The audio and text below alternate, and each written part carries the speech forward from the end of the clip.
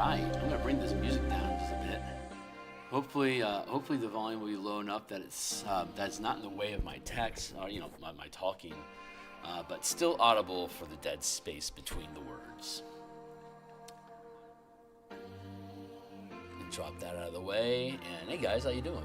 My name is Phil Kearney. I create role-playing games. I illustrate them. I publish them online. We're creating content for Dungeons & Dragons 5th Edition using 2024 rules. We're building an Eberron Spelljammer campaign where the characters pilot mecha fighting kaijus in orbit around Eberron amongst asteroid communities. And we've been creating the asteroid communities that the team is going to defend from threats. So we have 6 significant communities in this cluster. Let me again, for those that aren't indoctrinated yet, welcome to the team and happy to have you. So this is Eberron. Eberron has 12 moons. The furthest moon is 220,000 miles away. Each square on this map is 10,000 miles. So that's 22 squares to the furthest orbit. In this campaign, Eberron, the jamming ships or airships that are in orbit they have a maximum speed of 10,000 miles per day, which breaks down to 500 miles per hour, so they're supersonic, just on the edge of being supersonic. I think that's right. It's like 523 miles per hour is supersonic, I think. Anyway, 10,000 miles per day, 500 miles per hour, 1 mile per round. So each square in combat can be up to 500-foot squares. That's the maximum size. The mecha that the team is on, the carrier ship, the Dwarven Citadel, that the team utilizes. Hold on, let's see if I can find it here. Where are you at? There you are. It doesn't look, it's not perfect. I think I could probably make a better one. But here's the Dwarven Citadel. It's a 500-foot space that it occupies. Each square is 50 feet, so it's a 10 by 10 space at the 50-foot scale, or a single square at the 500-foot scale. So in a round of combat, this with a move action, it can move 5 squares at the 500-foot scale, and with a dash action, if the pilot takes the dash action, then it can move up to 10 squares, and that's your tactical speed. So you could, like Lawn Strider and stuff like that you amplify on your ship, can give it more tactical squares per round of movement. But over land movement, over the course of 24 hours, it's still going to be 10,000 mile max. So the mecha that the team pilots, at this rank, we are piloting 20-foot mecha. So at first rank, it's 10 foot, 20 foot, 30 foot, 40 foot, and at 5th rank, it's 50-foot mecha. And vessels, like spelljamming vessels, are 50 feet, 50, 100, 150, 200, 250, etc., up to 500 feet, like a hammerhead ship or a squid ship are 250 feet. So they occupy a 250-foot space. The book that I created on the DMsGuild, Spelljammer Combat and Exploration, it has a 100% free preview, so I'm gonna queue it up here for us to look at. And the document that we're going to be working inside of today, the Eberron Spelljammer Mecha Kaiju XCOM Bastion campaign, that I'm running on my Discord channel, that is available for you guys to look at here in the campaign Workbench Google Doc. The Bastion campaign supplement that we have been using to create these communities over the past few weeks, the Bastion campaigns, that is also currently a work in progress document. So it's a read only, but you can click that there. The Spelljammer subclasses that we've been designing are also a read only document right here, and you can click through here. The Kaiju and Constructs work in progress that we use to build the constructs, and how we upscale monsters from the monster manual to be kaiju size, either at the 50 or the 500-foot scale, like the space kraken that we're using on our screen. Here, this kraken here is 1,500 feet in size, attacking the Rock of Brawl, which is 3 miles. So the Rock of Brawl, is it 3 miles? I think it's 3 miles long, which would be 30 squares at the 500-foot scale. And this kaiju is 3 squares at the 500-foot scale. And most of these buildings are at the 50-foot scale. So they just absolutely get smashed if a kaiju decides to dance across your community. So we have mecha that the characters equip to basically upsize themselves to the 50 or when they're in spelljamming ships, the 500-foot scale to fight these kaiju on equal ground. They have minor helms, which can pilot ships up to 50 feet in size. If they wanted to upgrade to a major helm, a minor helm is an uncommon magic item, 400 gold in value. It can spell jam anything up to 50 feet in size. A major spell jamming helm can move anything up to 500 feet in size. So you have those 2 different scales, and that is all deep dive information which you can read here in the Spelljammer Combat and Exploration book that I built. See, I design, write, playtest, page layout, and illustrate all the books that I make here on DMsGuild. So they're all 100% free reviews, just to show you how scaling works here real fast. I do this every time. We have the 500, 50, and 5-foot scale. A hammerhead ship is 500 feet. It's 250 feet in size, so it's 50 squares at the 5-foot scale. This elven warbird is a 50-foot carrier, basically troop transport and light skirmisher fighter craft.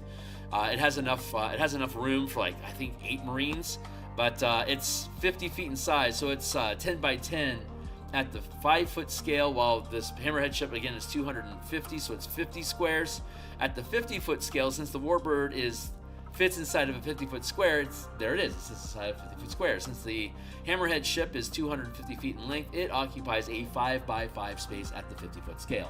Hey, what's up? Hey, Hornetico, it's good to see you, my guy. Dude, great. So I'm glad I can act as a study hall environment for you. Maybe I'll keep you entertained. At the 500-foot scale, kind of like a pixie in a dungeon, the hammerhead ship nor the warbird fill the 500-foot space, but when there's nothing else occupying the space with them, that's how it looks. What happens when you do invade each other's space? So here we're showing the Light of Zaraxis Citadel Armada battle that we built playtesting content for and used to build this book. And in the appendix, the third appendix down below, second appendix, the last appendix down below, it provides all the stats and stuff to use these mechanics to run Light of Zaraxis. And if you buy it, you get all the maps, tokens, system charts, NPC, ship tokens, all the battle maps, all this stuff to be able to use these battles as described in the appendix. You can go ahead and check that out. But at the 500-foot scale, you can see these individual. You can see these star moth ships and these hammerhead ships that are on intercept path. So when these two bump into each other, right, they become adjacent to each other. We could zoom in and see that, well, these the star moths are 200 feet in length, so they occupy a 4 by 4 square at the 50-foot scale. Hammerhead ships, we know, occupy a 5 by 5 space at the 50-foot scale. So inside this 500-foot square, we can fit a number of star moths, a number of hammerhead ships. So we have fleet mechanics that when you zoom out, you basically just scale up the dice and the damage that they deal to each other, and you have kind of like mob rules where each square has multiple ships. The ships have a cumulative number of hit points. If you want to attack an individual ship, you have to get adjacent to it so you can dogfight with each individual ships. If there's ships moving in a squad together, unless you're getting into that squad, the person who controls the squadron, when you deal damage, decides which ships get destroyed. When you get inside the space and can target ships individually, the attacking squadron can choose which ship they can attack. So you can play keep away and disperse damage from an enemy squadron across multiple ships so that you don't lose firepower. Or if you're stronger than them, you can get into their space and start skirmishing dogfight with them so that you can attack individual ships and knock them off one by one to deplete, to decimate their power in retaliating against you. And it all uses 5e combat, just moving around, just moving around the square. And if we're firing, say, say we're firing Trebuchet can hit 3 squares away. Anything beyond that is at disadvantage. And anything that's more than a mile away, it misses unless the target doesn't know it's being attacked. So you can surprise them and they can't respond. But if they know the attack is coming, when it's literally a mile away, they can just sidestep it and the rock kicks by. If they don't know it's coming, you're already at disadvantage to hit it. So it just takes more than 1 round to arrive because the ammo only flies 1 mile per round. So you have that tracking on that ammo, and that's why your effective combat range with these siege weapons in this fantasy space game, everything has to engage each other within 1 mile of each other unless you can ambush them. So that's why this map scaling is so effective. If we were using lasers that could hit people 500 miles away, this wouldn't be as relevant. It's because of the limitations of the siege weapons of the medieval fantasy. Works well with melee combat because this is basically the space that you would operate inside of a dungeon to fight a mob of monsters. If you guys were all sharing action economy on a single ship, that ship is going to be super active. If each of you control your own ships, then you can be breaking up, you're in command of your ship. When you pilot a ship or when you're in command of the ship, it's as though you had wild shaped. So you become this larger structure. If you're the pilot, you can make attacks and use your movement. Monks can use key points to move ships more, dodge actions and stuff like that. Pilots that are spellcasters can channel mana through the helm to amplify their spells to make your ship invisible, or to put guardian spirits around your ship. It just basically acts the same, except that you're taking the form of a bird or a squid or a hammerhead ship instead of a person. So that's how those mechanics work. At this scale, you zoom in, and then if you zoom in again, we're at melee range combat for ship to ships. You can still be firing siege weapons and range attacks at each other, but now you're close enough for melee attacks. So almost every ship has melee weapons built into it. You can see here one of these warbirds is closing distance and landing on the deck of this hammerhead ship. So this is at the 50-foot scale. So we can again zoom in again to the 5-foot scale, and we see this warbird has landed on the back of the hammerhead ship, and it's now dispersing marines and as Arax's commander to start attacking the siege weapons. We don't have the siege crew depicted on the deck here, but it's one crew per harpoon flinger from Descent into Avernus. Mangonels have a crew of 5. So if you engage the Mangonel crew here in combat at the 5-foot scale, you can then just put a bunch of crew on the deck to skirmish with, and you can use mob mechanics, or you could use mass combat mechanics that we have to have them act as a single action. The character uses their action economy to command siege weapons, ships, squadrons, and fleets to attack as one unit. And then we have a reload system that if you succeed your reload check as part of your attack roll, then you'll automatically be able to reload weapons and make another shot.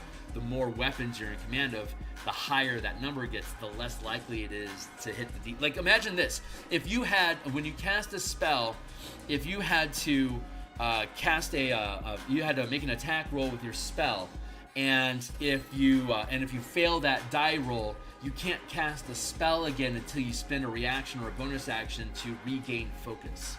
That's how this system works. You can fire as many weapons as you can command, but if you don't hit the DC needed to automatically reload and fire, then you're going to then you have to spend extra action economy to reload the siege weapons, issuing separate. Pick up that fucking thing, put that rock in that dealer, hinge those ropes, change your angle. He's over there now. Get ready to fire. And now, so you're spending action economy directing individual characters on the siege team to help coordinate and get the weapon reloaded. If you hit the DC as part of your attack roll, the weapon automatically reloads and can fire again with your next attack action. So you can do multiple attacks, multi-attack, attack and spell casting, make an attack and then boost it with your paladin's smite abilities as ships at the 50 and the 500-foot scale. So that's how the system works. And if you extrapolate from that, you can then look at the mecha that are basically just human-shaped ships, because the way this system works is when you engage in ship combat, and you're animating like the tentacles on the squid ship, or like the prow of the hammerhead ship is a battering bludgeoning ram. It deals bludgeoning damage when you hit with it. The squid ship grapples and can crush for bludgeoning damage. The star moths have giant scimitars on their prow, so they can deal slashing damage when they're making attacks in combat. All these ships, like the scorpion ship, it has legs that it can use as spears, and it has its claws that it can crush for bludgeoning damage. The night spider ship has a bunch of its legs can act as spears to stab, and when you stab something with spears, with piercing melee weapons, you can use a bonus action to grapple them, and then they have to make a saving throw or get grappled, just like you do in 5e24 combat. If you had a class feature that when you hit with an attack, you can use your bonus action to attempt to grapple the target. It makes a saving throw against your piloting DC. If they fail the saving throw, they are now grappled and they can't get away from you. Then that's a good time for you to board them to take over the ship, or just to slowly shred it. Like in the case of a scorpion ship, it can clamp you with its claws as grapples, and it's got all these. Then it can swing down. It's got all these legs. It's just going. So the scorpion ship is perching on you and grabbing up underneath you and using its legs to basically stab and punch holes through your ship until you shred apart. And it's got the tail, it's got the ballista weapons up on it. I love the scorpion ship. They're so cool. And when you pilot the ship, you can move the claws around, you can run around, you can stab with weapons, you can move the tail so that you can change the angle of where the gun nest on the tail is at. It becomes a living thing while it's being piloted. So just as easily, if you make that ship human-shaped, it's going to move like a normal person does. So you can make 50-foot swords, you can have giant shields that you can move around with. Like if you have a 20-foot mech and a bunch of troops on the ground, that mech can carry a heavy shield as a tower shield and just basically drop it on the ground and provide 10 feet of cover for anyone that's huddling up behind it with weapons. So there's a lot of versatility that you can build out of these Spelljammer mechanics. And of course, they're fighting kaiju that are 50, 100, 200, 500, 1,500 feet in size. So they've got a lot. They got a lot to chew on. So, but it's just operating at a larger scale, and we'll run around in forests. So the trees are up to here on us, where we're bashing through each other, and the village is over there. So if the fight spills over towards the village, then we start doing damage to the asteroid communities that we're mapping out, and they get damaged. So we have to spend Bastion turns repairing damaged facilities inside the village. So that's the intent behind this stuff. And we've built. We were talking about the 10,000 mile squares. And let me go ahead and just say, hey, thanks a lot, because we have a bunch of new subscribers to the channel. Anyone that's new to the channel, I stream like this Monday through Friday in the morning. I do artwork for my books. And on Mondays and Thursday nights like this, and then Saturday mornings I do game design. So we build the books that we do, and then we go to my Discord channel on Saturday afternoons, and we play test this stuff. And after we've ran some short adventures or some campaigns with the stuff and it feels good, we then lock it down into a PDF. We do all the artwork for it, and we either publish it on DMsGuild or my Patreon. So this is just this campaign is I'm already running my Bastion campaign system in another campaign with my home table on Wednesdays. I'm running this new campaign because it's just a different cadence. It's a different style of play from what my home team is doing. We're breaking this up into one Bastion turn per 4 weeks and 3-hour block of time for us to do as many little 5-room dungeons, one-shots, negotiations, trade missions, kaiju attack maps, little vignette adventures that will take anywhere from 1 to 3 hours to complete. We'll have 4 sessions, basically 12 hours of gameplay, and at the end of those 12 hours is a Bastion turn. So we get 1 long rest per Bastion turn, and we get 1 short rest per session. So it's a 3-hour session, and it could be a combat-heavy session. It could just be negotiations. They could just be doing stuff at the Bastion level, issuing commands and resolving complications, or making trade deals, or doing scouting missions. Just basically a bunch of skill tests and ability checks to see what information or resources they get access to during that Bastion turn, and what fails. When they fail, what kind of complications arise that create new adventure plot hooks for new adventures that the team could decide to go on their own. So I designed it to be like a 3-hour one-shot. Or they could be like, I'm not interested in that as an adventure. Let's send our NPCs off to try to deal with it. And then it becomes a skill challenge. That if they fail, the complication escalates. And if they keep failing the ability check, the skill test, they keep failing the skill test, the complications keep amplifying till it gets to a point where the players have to be, fuck it, never mind. We're just going to let this thing go, or we have to get involved because it's not getting fixed on its own. So when you go on the adventure, aside from everything that happens on that adventure, it also is designed, that adventure is designed to resolve whatever the complication was from failing the Bastion skill check, or the skill challenge that the NPCs were attempting to accomplish for you. So as long as they accomplish their things, you can build magic items, create new ships, recruit new people, build new facilities, research spells or specific information about creatures or locations, or different like religions or guilds and organizations. You can get access to new materials, so you can create things like there's like a potion. There's like an alchemist in the community. So if the team makes good with the alchemist, they can get access to healing potions that they can equip into their mecha, so that they always have. Like they could get like 30 or 40 healing potions per Bastion turn if they start devoting resources to improving the alchemist's laboratory. And that might be, it's like, we keep grinding the guardrail on getting our mecha wrecked when we're fighting kaiju.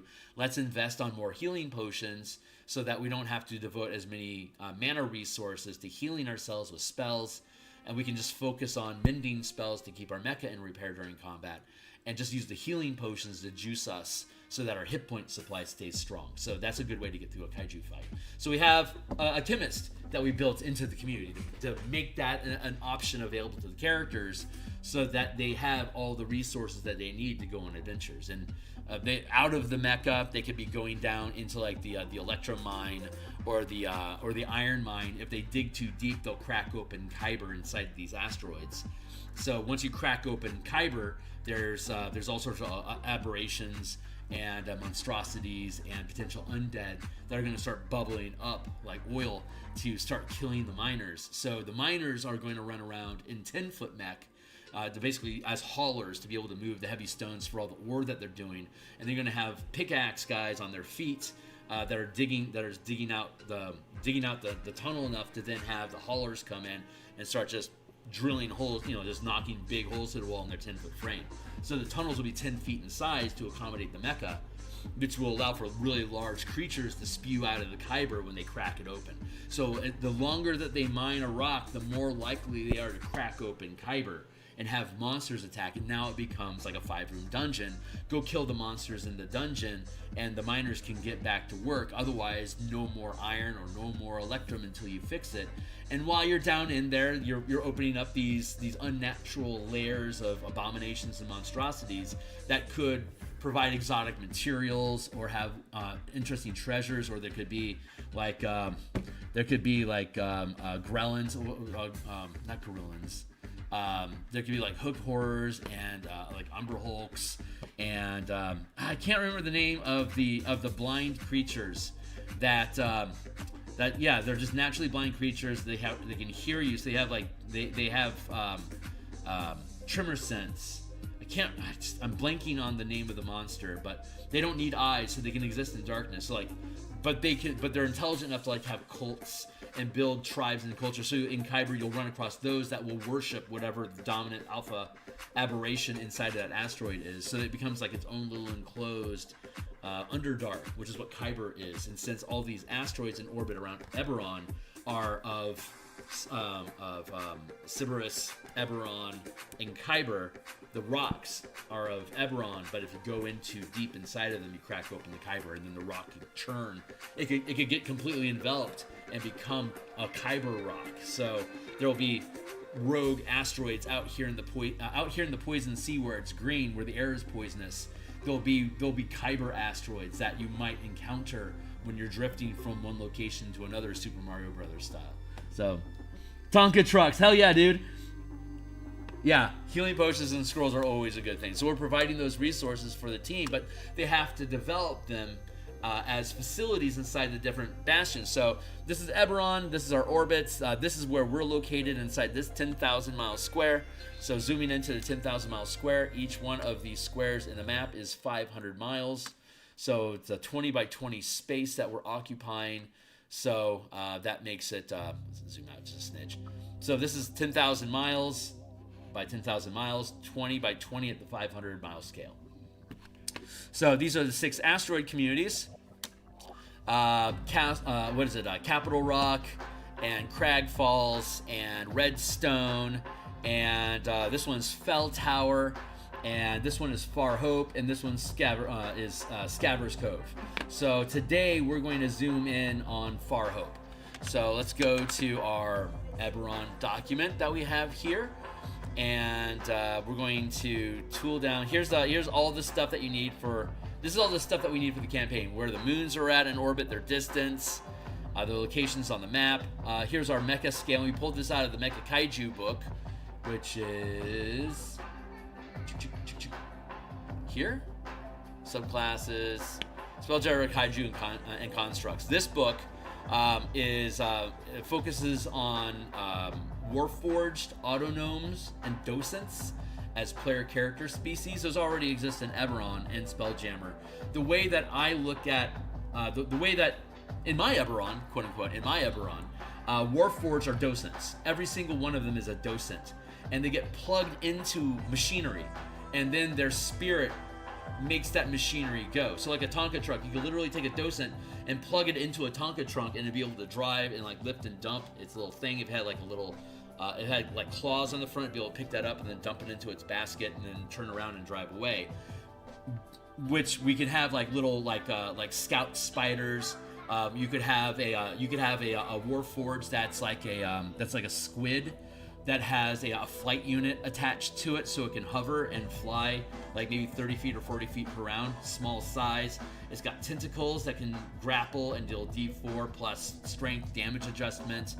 But for the most part, it's just a machine. So you just plug a Docent into it and it animates. So you can have spider mecha, you can have flying squid mecha, Tonka trucks, humanoid shape. Humanoid shape is the most friendly and the easiest to work with. If Warforged innovation had continued in the book, in the actual published books, then we would see them move away from equipping them with shields and weapons and ranged attacks like a normal person would, and they would start getting into like centauroid forms. Like I was saying, spiders, crab, everything evolves into a crab eventually. So these are all the different types of things that you can do if all you have to do is plug a Docent into a frame and it gets animated. But that's what you do with Spelljammer already.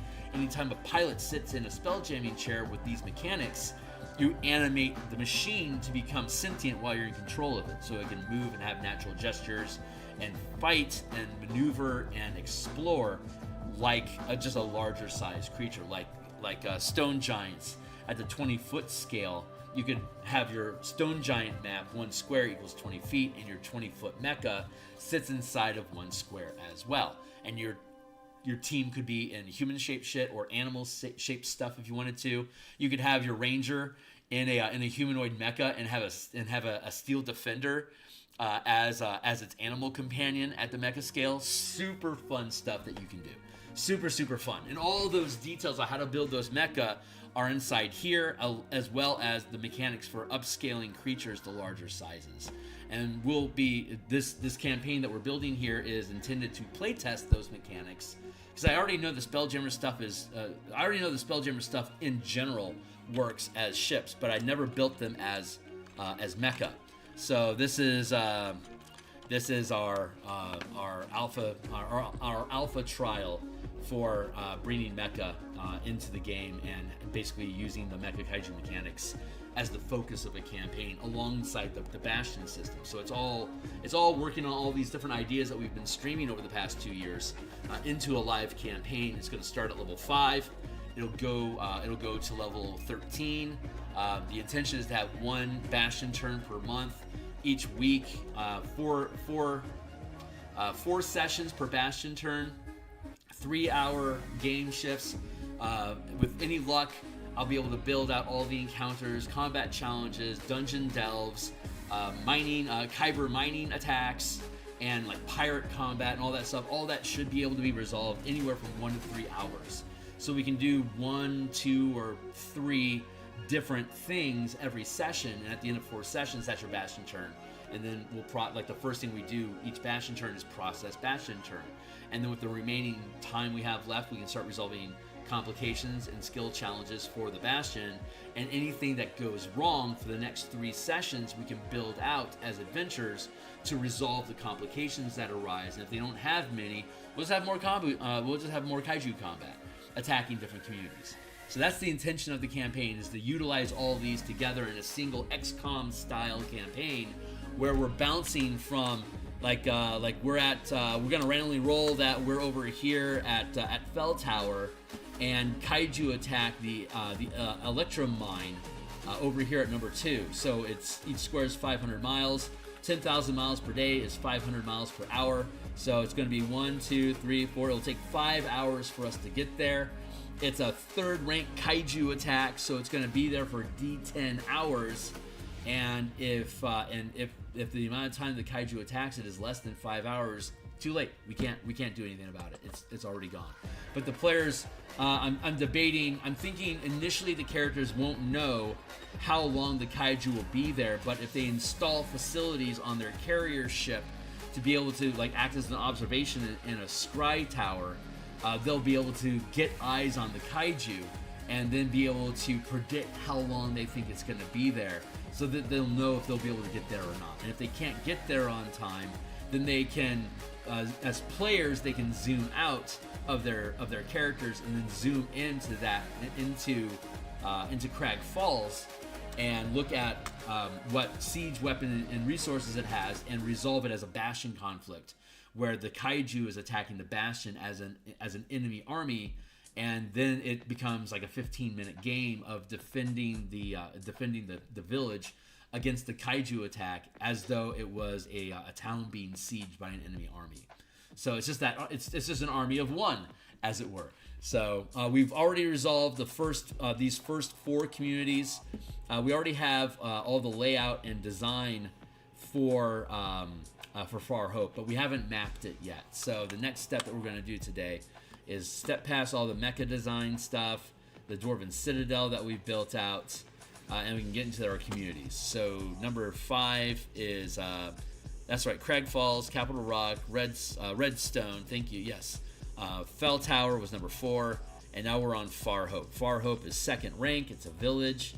So we're going to scroll down here to Far Hope, look at what's there, look at the community size, and we're going to go through the same process of building the asteroid and populating the surface of the asteroid with all the stuff that goes along with it. Barry Glen is the governing bastion of Far Hope. It's a 3rd rank facility. Oh, that's right, because that's trade with Crag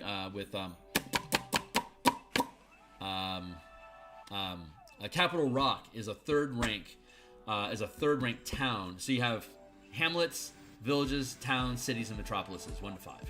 And so that's what these numbers mean. This number 5 is Far Hope, and it's 2nd rank, so it's a village. Scabrous Cove is location number 6, and it is a hamlet. A hamlet has up to 100 people. A village has up to 1,000 people. Capital Rock, which is the capital, it's a town. It could have up to 100 people, 1,000 people. It could have up to 10,000 people. A city can have up to 100,000 people, and a metropolis is basically anything that's beyond 100,000 with no limit. And so most of these are villages, meaning they have up to 1,000 people in them. So when you have a community, like the settlement is only 2nd rank.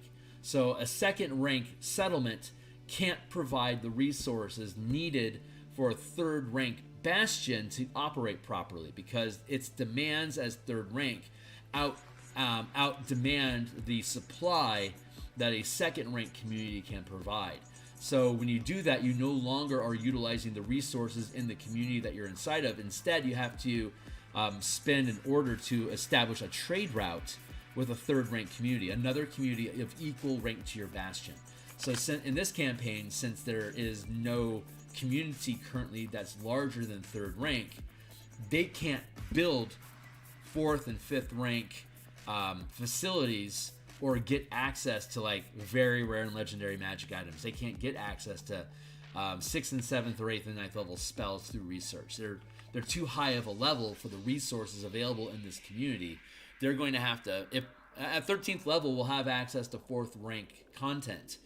And because 1st level, 5th level, 9th level, 13th level, 17th level, the ranks of a community and the resources available to them scale up naturally with the 5 tiers that your character progresses through with proficiency gains, getting access to higher, like for example, 1st rank character, 1st to 4th level, your characters are expected to have common magic items.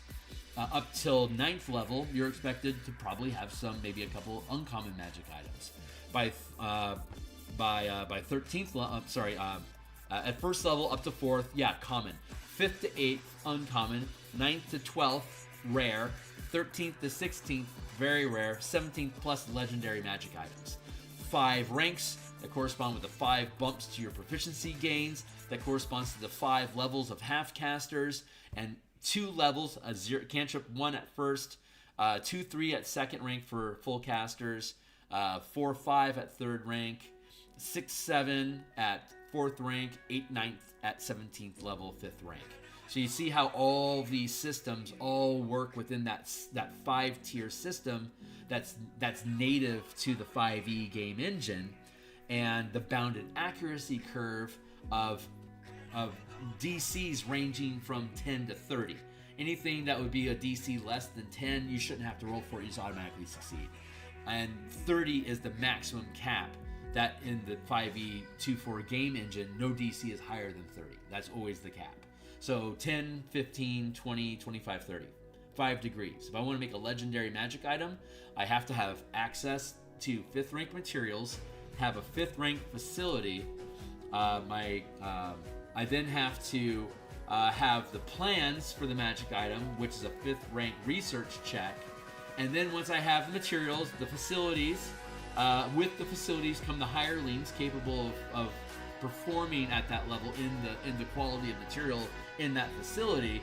And we've done the research to know how to build it. We now make the empower check to see if we're actually able to produce the item with the materials and the formula that we have to make that legendary magic item, and all of these are DC 30s.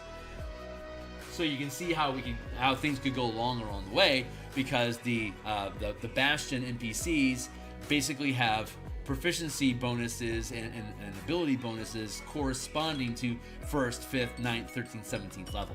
So a 17th level character has basically a 1 in 4 chance, without expertise or anything crazy being added in, has basically a 1 in 4 or 1 in 3 chance of being able to hit a DC 30 at any given time. So you're probably going to screw up making that weapon, which is going to create an adventure to make that legendary magic item. We're missing something or something. We'll create an adventure out of it. Something you have to get, some sort of fetch quest, or you have to appease a god or something. Some sort of quest you have to go on. So when your characters go on that quest to resolve that deal, they get all the experience points and all the treasure and all the experiences, memories, and plot hooks that go along with what that adventure led to. But you also resolve the complication that prevented you from making the weapon. So now when you get back to your Bastion, you've automatically succeeded the DC 30 because you completed that adventure, and they are now underway of making that magic item. And as long as you lock 5 Bastion points, 5 points of your resources, Bastion points, if you lock those 5 points to that task, it might take a month for them to make that legendary magic item, but they won't have to roll again as long as nothing disturbs, like nothing destroys the facility or kills the hirelings or whatever. They can just go on and make that thing for you. In the meantime, we've got 4 Bastion turns to process for 4 weeks. At the end of those 4 weeks, the Bastion will have completed that legendary magic item. Now we can go do whatever it is that we need that magic item for. And we've been going on adventures in the meantime. So it has a very Civ 5 4X style of play built into it. And the consequence of failure is an adventure hook that either you can go on or you can allocate to your NPCs as a skill challenge that, if they fail, escalates the complication and just causes this cascade of consequences until your characters decide enough is enough. Let's make an adventure out of this and deal with it. But they can keep passing until, like, it sounds like a fun adventure. Like the Electrum Mine can't produce Electrum right now, so we lose access to some of the level of lifestyle in our community because we can't process Electrum to sell right now. So for us to take care of that, there's the Kyber cracked open. So now we could potentially send some war mech down into Kyber to fight abominations like the Inhumanoids. If anyone that saw the Inhumanoids cartoon from the 80s, that show was badass. It was basically Kyber, like deep down in the earth, it became surreal. And there's all these like magnetic-based creatures, and like there was like this creature that was a skeleton, and it had a glass stomach with acid that would dissolve anything. So they would put people and they'd feed it people as a torture to have them get dissolved while they could watch them in its glass stomach. It had a Balrog. It was crazy. It was super fucking fun. There was good guys and bad guys. Like there were Ents that were good guys in this petrified forest, like 5 miles underground. It was super cool.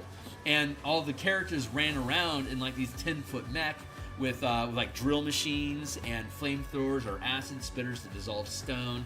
And they would use them to fight these incredible monsters underground. And occasionally they would rip open the surface and attack like an oil refinery or whatever. They would attack like Fort Knox or whatever to get the gold. Who knows? They were attracted to different type of minerals and chemicals. So they loved toxic stuff. This is the 80s, right? Toxic waste is everything then. So they would attack nuclear facilities to get the toxic waste because it would mutate them and make them more powerful. This was the Inhumanoids cartoon. Super cool cartoon. But in this campaign, like the Electrum mine goes down, now you have to go fight Inhumanoids underground. And if your players have something more important to do, then you're going to relegate it to the recruit action to hire mercenaries to go fight Kyber for you. And if it's a third rank threat, that ability check's going to have to come through as a 20, and if it doesn't, the mercenaries failed or potentially got captured, or something happens as a result of it. So now it's escalated to a new level of difficulty, like a new threat, and the characters will eventually get involved, or they're going to have to abandon the Electrum mine. So they're going to have to do something eventually. It's just, I'm not interested in that. I'm not interested in that. Okay, that adventure I think is cool. Let's go ahead and get involved in this, and then they prioritize it because it sounds like it's fun.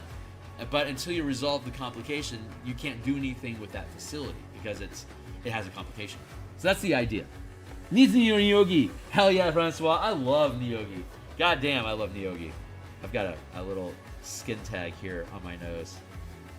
Yeah, mecha are badass. So human-shaped mecha, you could do crabs, or you could do scorpions. You could do squids. You could do, and they could all fly. So like only when you're in tunnels and stuff do you have to worry about like walking around and stuff like that. But anyway, so the purpose of being here today, hey, sounds a little like the Lego Power Miners theme. I don't know that. I've never seen Lego Power Miners. Hey, drop me a link in the Discord. I want to see that when you have time, or just remind me at some point if I forget. So we're here to that's the premise of everything that's going on. So in the past, we've already built a number of asteroid communities. This is the first one that we made. This one's Capital Rock. It's 60 miles in size, so each square is 5 miles. It's a D20. For anyone that is familiar with D&D, you can see that a D20 is a very round shape, so you can very easily do a planetoid using a D20. And if you break apart all these triangles and you flatten it out, this is what your map looks like. I first ran across this in the World Builder's Guide from 2nd edition. It was like, if you want to build a world and continents and weather systems and rivers for creating your own homebrew world, this is the method that they use, using this flattened D20 as a map surface. And the scale that we're working at is typically 20 to 60 miles in size for these asteroids. So we just have to do the math real quick to figure out how large is each square going to be based on the size of the rock. So that's where we're at right now. So we did Capital Rock. Here's Capital Rock. All these squares are areas that are currently being harvested for material and resources. So like out here in these fields, each one of these squares is representing one of the one of the areas that each of these squares represents a homestead with a small homestead hamlet, basically a group of farm homes, and each farm home oversees 4 squares or 10 miles worth of space. In this circumstance, there's 25 people for 10 mile square space of, in this case, field that are being worked across the strip. And up here we're seeing squares. This is up in the forests. I didn't color this one quite, but up here are forests, and then these dark dots are where barracks or like different facilities are at, whether it's the main town or different combat barracks and armories for guarding these villages in case kaiju attack, right? So that's what that one looks like. And this one is Crag Falls. It's only 30 feet in size, 30 miles in size, so it's far smaller. But again, this middle strip here is representing the area that they can raise crops in. And it has, Crag Falls it's just basically like a plains rock. It doesn't have any forests or anything significant like that. But it has a smaller rock in orbit around it that we call, we call it Iron Rock. That's right. This is Crag Falls, and this is Iron Rock. So Iron Rock is that's right, it's an electrum mine. So up here in these 5 mile squares, this is where the electrum mine sits, and it's working. So if there were to be a Kyber outbreak, it would be either on this asteroid when they dig too deep in the mine, or something really weird happens on the spherical Crag Falls. So just different shapes for different sizes. And then here's number 3. This one's Redstone. And, oh, that's right, Redstone has Iron Rock in orbit around. We don't have a name for the electrum mine rock that's in orbit. Now that I think about it, kind of want to, let's see, what would be a good name? What would be a good name for that? It's not actually a triangle. That's just the surface that I'm using for mapping, because I didn't want to have a smaller size square that couldn't fit within that 5 mile space very easily. So I shifted it. But let's see. Maybe we're gonna call it.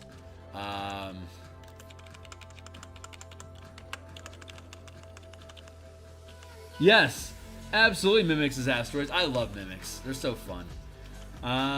Let's call it.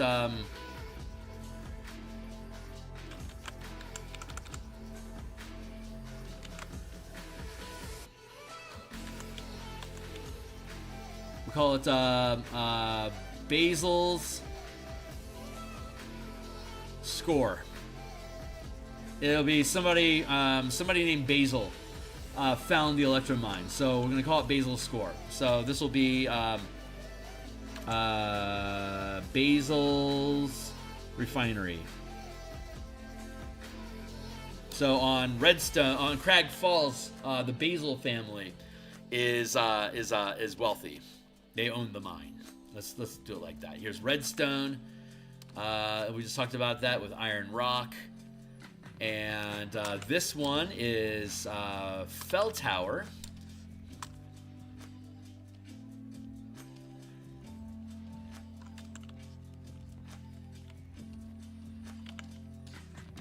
What happened? Something happened.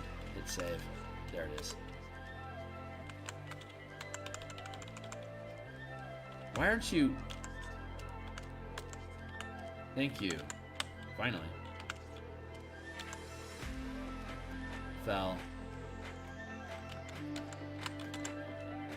Tower. So let's blip that one out of the way, and let's now work on number 5, Far Hope. We already have the community plotted out. We are currently going to work on the layout of where the community is at and its resources lie. Space sirens luring women out of their homes at night to be abducted. We have one of those. There's a night hag that's been preying on people.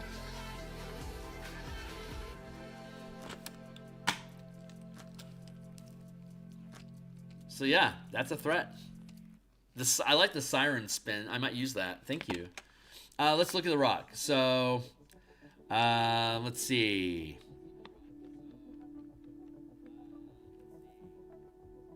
Scroll up to the front to get our numbers. Number 5, it is 40 miles in diameter. It occupies a 40-mile space. So let's ask Google. if an icosahedron is 40 miles in diameter, what is the length of each triangle side? It's probably going to come out like 21 or 22 miles, something like that.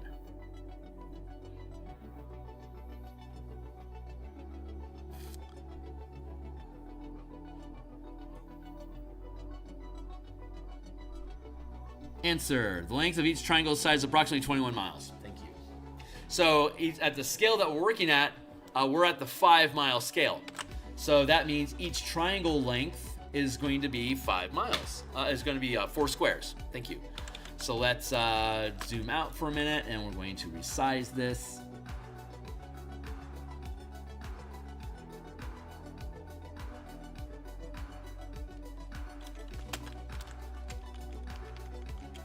There. So this side is now 5 miles. So this is the effective area that we have available to work with. If I scooch that up, it almost aligns. It's a little off, but that's okay, because it's the triangles are just the surface of it. It's the squares in this that are inside of the triangles. Like this is a valid square, even though it's on like the joint of one of it. It's just the curvature of the planetoid. So this is perfectly viable. So clean shot. Let's go down to population of 914. That's Far Hope, right? So let's go down to Far Hope.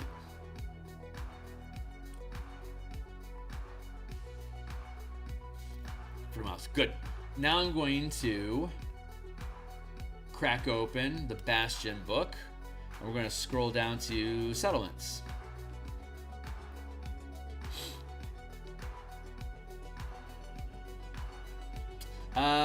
Let's see, minimum population, maximum population. Our population is in the middle, right? It's, let's drop this down into a separate window so I can tab back and forth pretty easily. And I'm gonna scooch this up for my own spacing issues here. There we go.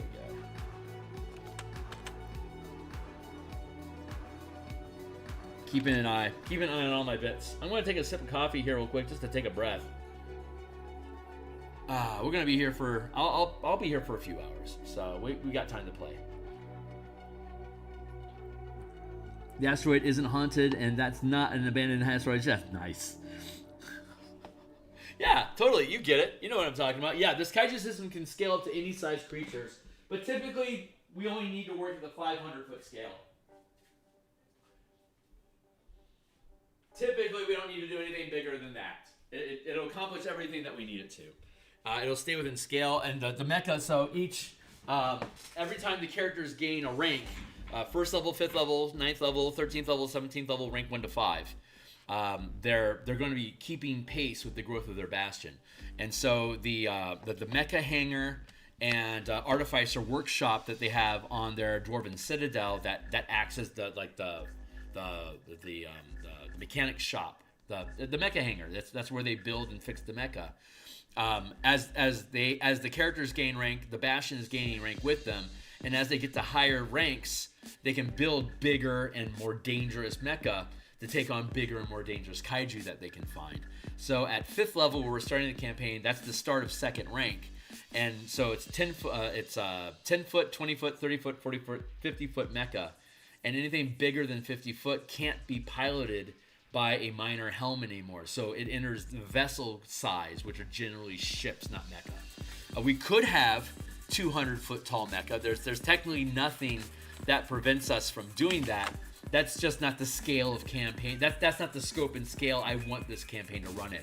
I want the mecha to stay small so that you can fit a bunch of them on the carrier ship, the Dwarven Citadel, so that they can install facilities. They can carve out more space inside the Citadel to install more facilities to accommodate more mecha and bigger and badder weapons, so that they can fight bigger and badder mecha kaiju without getting into the hundreds.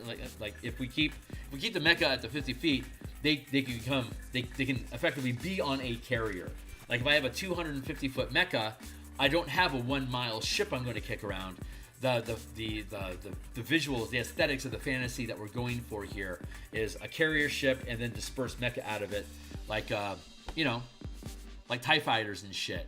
So if the mecha stays small, 50 feet or smaller, you can build a hangar that can fit a bunch of them on a ship that's up to 500 feet in size. So that's a decent, like if you have the Elven Navy has the Armada ships that are 500 foot long butterflies, and they can put, if you have an Elven Flitter, which is a 10-foot Spelljammer fighter craft, it costs like 600 gold to make a Flitter. And that includes the helm. But, they can only survive on their own for a single day, so they need a carrier ship to take them from places. So an Elven Armada, which is 500 feet in size, has a 500-foot wingspan, and its top bridge. Like if you haven't seen an Elven Armada, they are badass. Hold on, let me take a hot detour real quick. Elven Armada Spelljammer. Let's go look at. This is the classic view that I love the most. Let's open that image in a new tab. Here, see these little flitter ships? This is a 500-foot ship. That's a 500-foot wingspan. That is a 200-foot tower. That's like basically like the Iron Fortress spell cast on the back of a 500-foot Spelljammer ship. And these are 10-foot flitters. And you can fit 100 flitters on a 500-foot carrier ship, no problem. So when an Armada carrier shows up to a battle, it's just basically go, and it just disperses 100 flitter ships that are all armed with with harpoon flingers or eldritch cannons that amplify cantrip spells.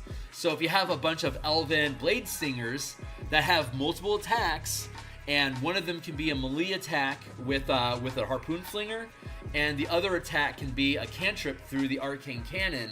Elven flitters are really fucking dangerous when you have a well-trained second-rank navy that's effectively 5th level, so you can get access to blade singer spelljammer pilots.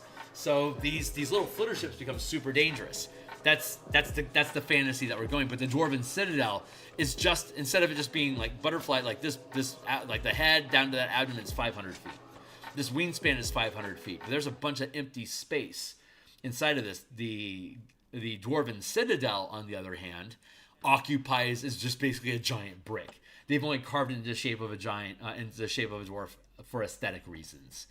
The community that we're like the fantasy that we're going with here is that these communities are gnome, dwarf, and warforged. So those are the 3 species that we can choose in the beginning until we start making alliances with other cultures that have other species in them. So that means that humans are not your friends. Elves are not your friends. We'll probably include halflings. I think the little folk. Yeah, dwarves, halflings. I don't think halflings would actually enjoy Asteroid life because it's not very open plains. There's not there's some forest, but it's not expansive. So I think gnomes, dwarves, and warforged is where we should limit. So halflings and humans could be working together. Greenskins, the Droam nation with their gargoyles, trolls, Darkani have a presence in space. They never died out in space. They just developed magic technology and left the planet when it became hostile to them. I need to refresh my epidemic music because it stopped playing for some reason. There we go. There. So 40 mile population. So we got let's start writing here. 40 miles diameter. Population of 914. So a population of 914 people is between 900 and 1,000. So that's down here, and here we are. We have, how many bastion points do we have? We have 19 bastion points. And we're only second rank. So we are a village between 900 and 1,000.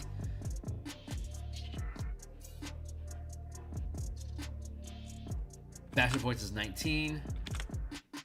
That is off. Let's call it, let's put it at bastion points. Let's put it at 20. Yeah, let's put it at Bastion points 20 because I like the population where it's at. It's on the cusp.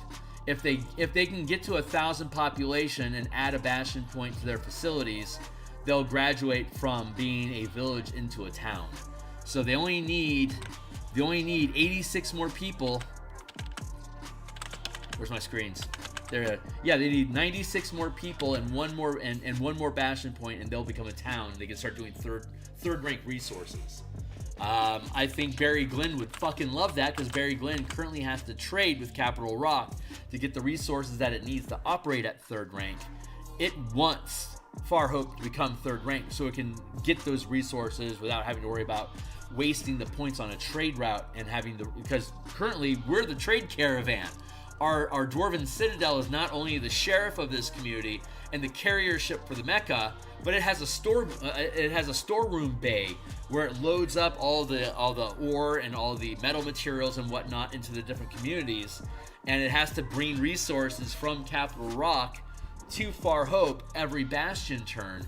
It has to make that trip back and forth at some point. So during the course of the 4 weeks that the Bastion turn processes for the characters, anytime a new adventure starts, we'll roll a d6 to see what location their citadel is at right now when the adventure starts, so they can start looking at the logistics and timing that they need to accomplish whatever the goals are of their mission at where they're located.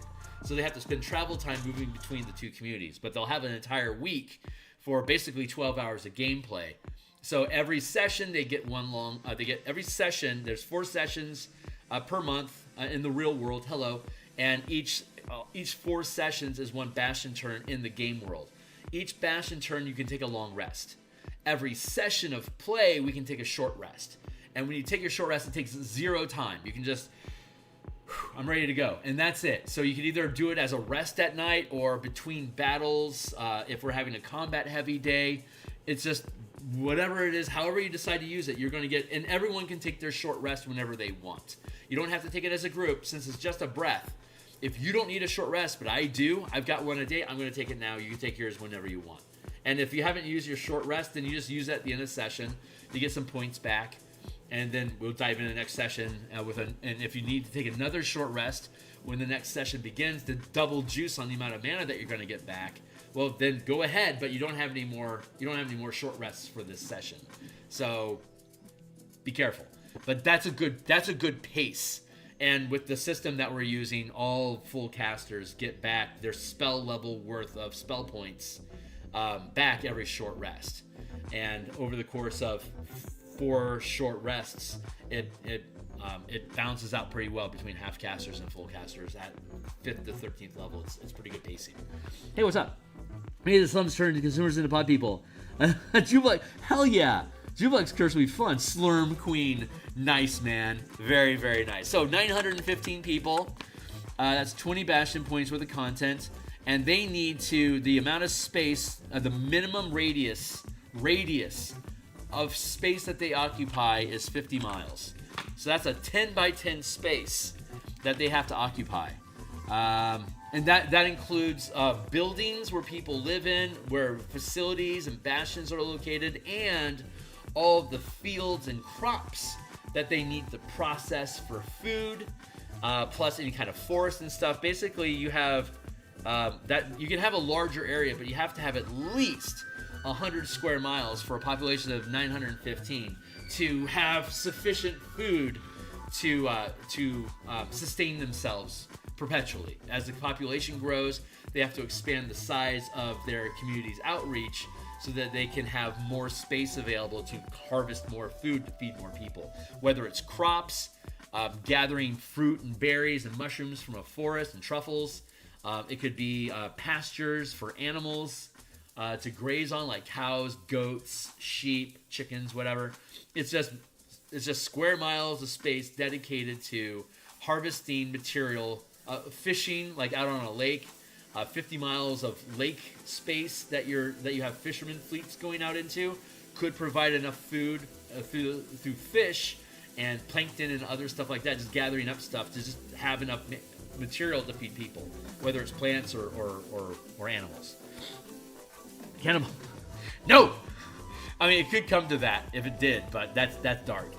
So yeah. Okay, so we know 20 Bastion points between 90 and 100 and 1,000 people needs 50. You can see here we have this stutter step.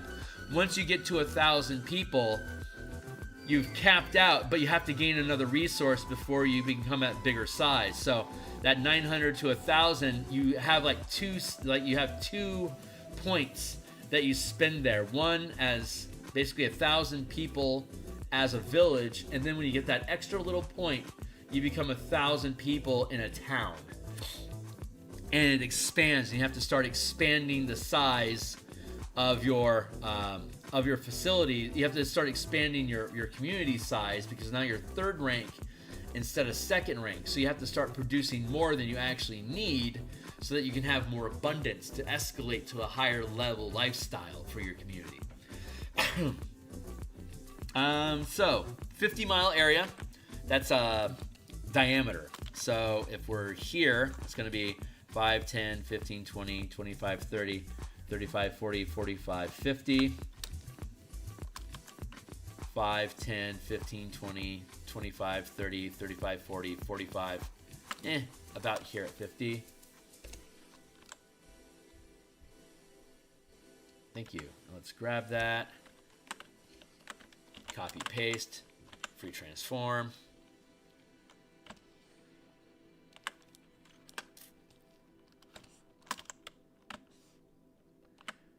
This is the amount of squares that we need to have populated with farmland or forest or fishing lakes for our population to stay alive perpetually. If you'll observe, that's a hell of a lot more space than our asteroid community actually has. So that's a problem, isn't it? Well, problems have solutions. Let's see. Let's take a look at this, and I'm going to rotate this. Free transform. Oops, wrong one. Let's take this. Free transform. Bump, bump, bump, bump, bump. Like that.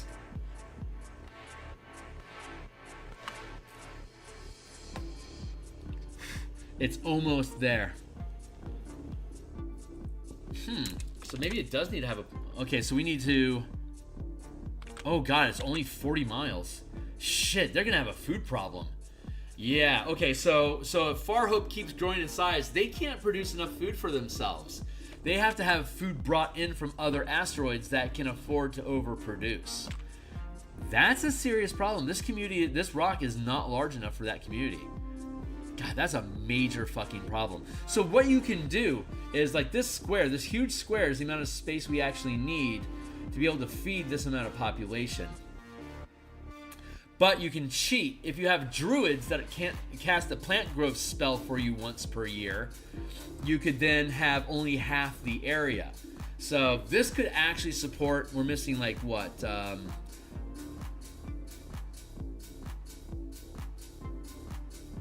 1, 2, there's what, 1, 2, 3, 4, 5, 6, 7, 8, 9, 10. There's 10 of these, so there's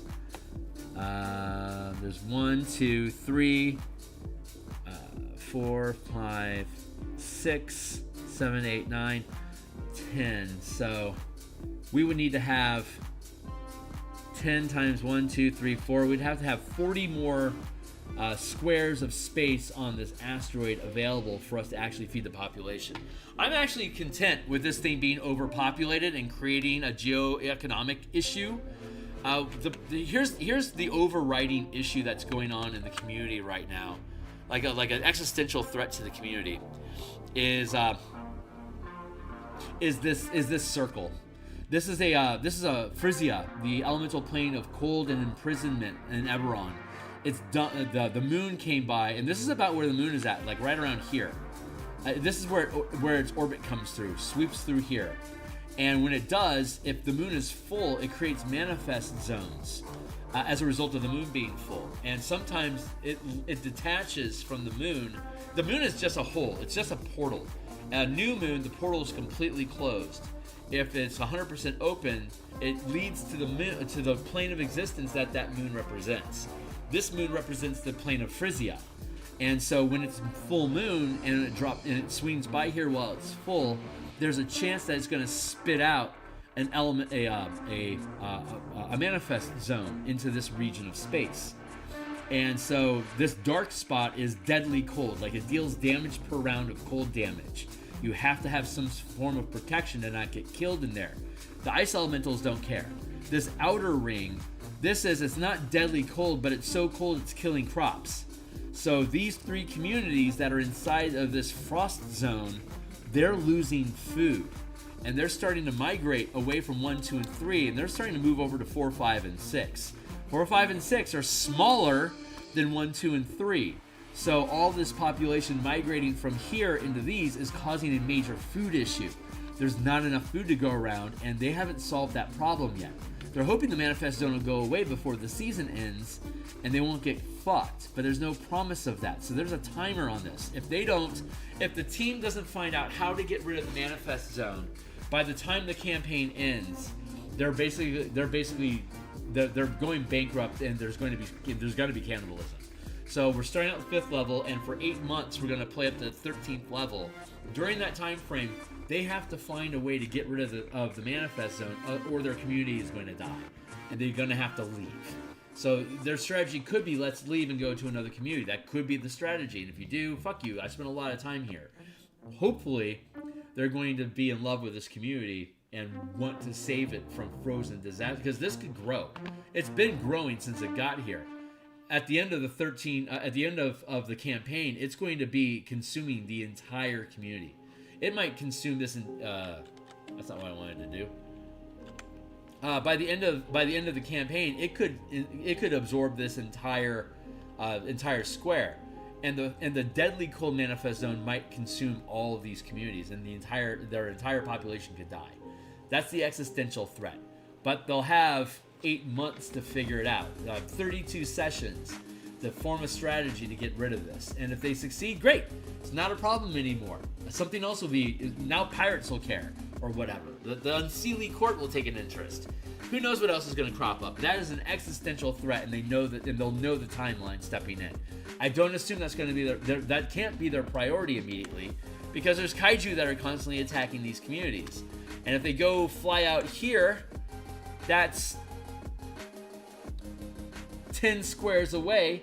A kaiju would have to roll a 12 on their they'd have to roll above a 10 on their duration for the team to be able to get back in time to save them. And the further away they go, the less likely that is. And again, in the larger campaign world, each square on this world map, each square is 10,000 miles. So they can only do 1 square per day. So if they want to go fight pirates, like over here, this is where pirates are at. That's literally 1, 2, 3, that's 4 days away from their community. And at any given time, kaiju can attack. So they can afford to leave their home, fly to the Pirates of Lazar, engage in basically a session worth of combat with them, or whatever encounter stuff they're going to do, and then come back, and whatever happens on the way there, and on the way back, that's their Bastion turn. They can't do anything in their community for an entire Bastion turn, and there could be 7 or 8 kaiju attacks during that time. So they're going to have to figure out, how are we going to manage our time space and responsibilities. They may decide to create mecha militia that are strong enough to fight kaiju when they're not there, but they don't have that yet. They're going to have to develop the workshop, the artificer factories, the mining resources to be able to build that amount of mecha, and then train up troops. Again, this is all just recruit actions. These are just orders that you issue to your Bastion. You can order X amount of orders to each Bastion per turn, blah. So this is realistic to do this stuff. Like in an hour or two of gameplay, we can get through all that stuff, but they have to actually do it to start building mecha militia. So that's on the horizon. Like, that's an option. And if they do that, then when a kaiju attack, it just becomes a Bastion attack, and you resolve it through skill checks. And depending on how well you do, it's going to determine how much damage your asteroid has taken, and has it damaged any of the actual facilities, or is it just hitting fields and stuff and there's no real harm? So that's the issue. So that winds up all that conversation. So back to the point, we need more space than this asteroid is capable of holding. So we have a problem. This could actually hold a population of probably 500 or 600. is probably realistic for what its size actually is. I want to take a quick look here. How large is Capital Rock?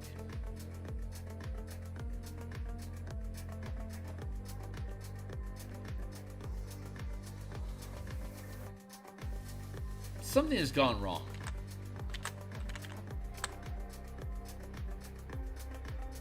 Population of 4,000. Why is it 80? Why does it say 80 miles here? Oh, because I changed the scaling format, didn't I?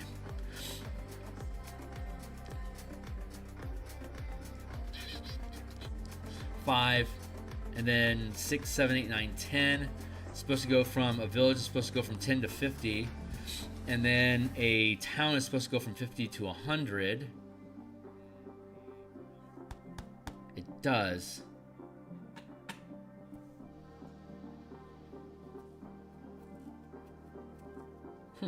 Interesting. I apparently have a complication. I have a complication. 90, 90, 100.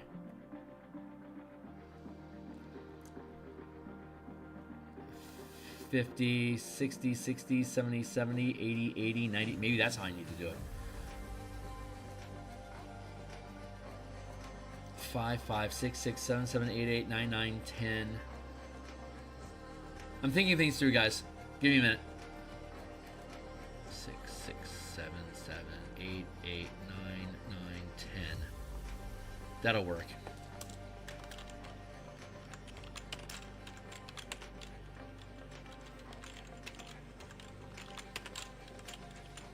This is still a work in progress, so I can make changes like that, and it's going to be fine.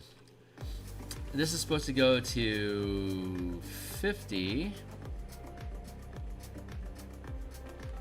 40, 30, 20, 10, 5, 6, 6, 7, 7, 8, 8, 9, 9, 10, 10, 20, 20, 30, 30, 40, 40, 50, 50.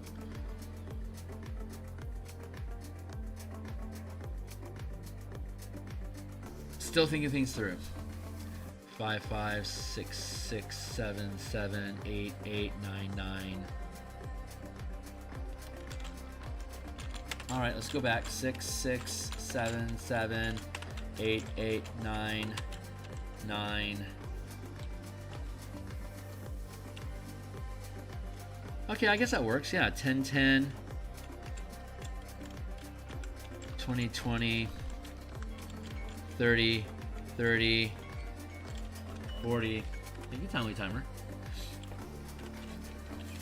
40, 40. There it is. 50, 50. Now we're jiving. 10, 10, 20, 20, 30, 30, 40, 40, 50, 50, 60, 60. This is going to help. This is going to help a lot. 70, 70, 80, 80,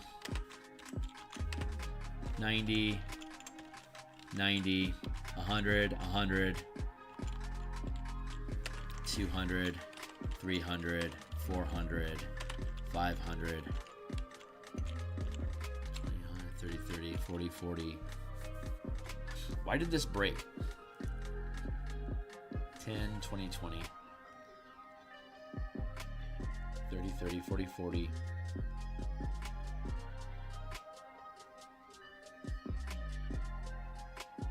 40, 40, 40. Oh, that's why, because I did it wrong. That explains a lot, doofus. 5, 5, 6, 6, 7, 7, 8, 8, 9, 9, 10.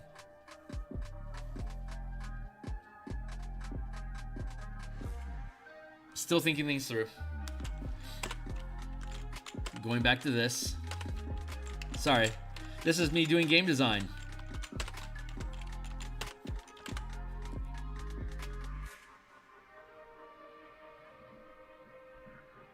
$10, $10. And this becomes 20, 20, 30, 30, 40, 40, 50, 50. Yeah, we have a glut going on there. Okay, I'm gonna have to break the tempo up a little bit then. 10, 10.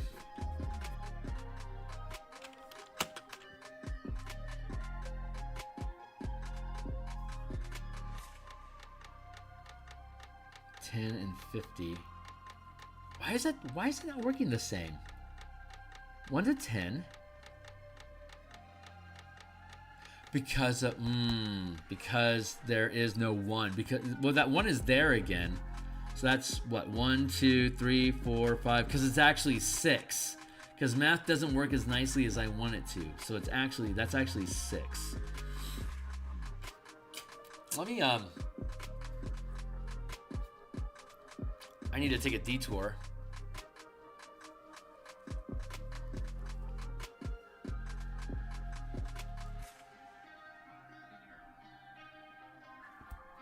$10, $20, $30, $40, $50, $60, $70, $80, $90, $100. $10, $20, $30, $40, $50, $60, $70, $80, $90, $100. $100, $200, $300, $400, $500, $600. $700, $800, $900, $1,000. Why is that working? 1 to 10, 10 to 100. Because that's working on scales of 10, not on 5s. That's why my brain is breaking. Because I'm scaling up the troop sizes with bastion points at ranks of 10, and that's very easy to replicate. So that actually does work. But I can't use that same method with the radius, so I have to come up with a skip step. Okay, that's fair enough. I think we can suss this out. I am confident that we can do this. It's just gonna take some rough touches. 5, 6, 7, 8, 9. 10, 20, 30, 40, 50.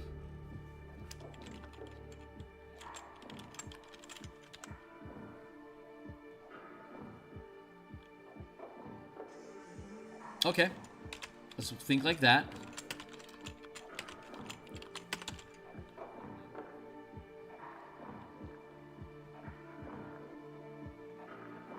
$50. Oh boy. Okay, so we're still working on 50 here. 50 from 800 to 2,000 people.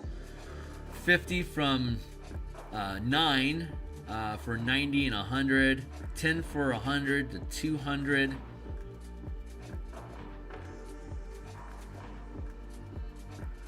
Huh. That's 9. It's still 100 people, so this should still technically be 9, right? Maybe that's the secret. I think we found it.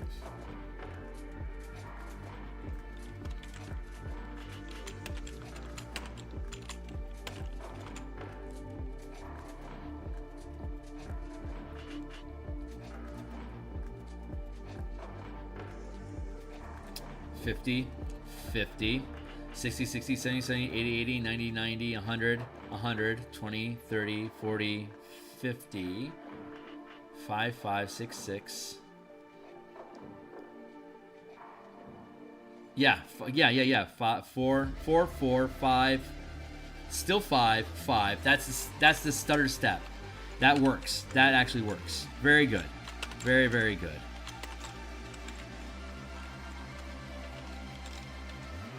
And that's the stutter step, so that's also going to be 90. That's 100, 100, 200, 200, 300, 300, 400, 400, 500.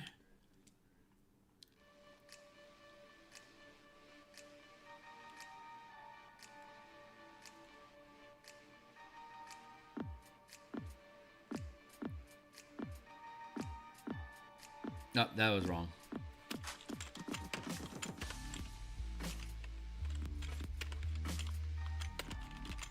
50, there it is, 500, and then stutter step, 500, 600. There! We did it. We found the pattern, we replicated it, and the stutter step makes sense in transitioning size. You gain more Bastion points to shift gears to a higher tier of community, but you haven't actually increased your community size yet. So it still uses that same amount of space needed. That worked out perfectly. That worked out perfectly. You know what? I feel like challenging where I'm at.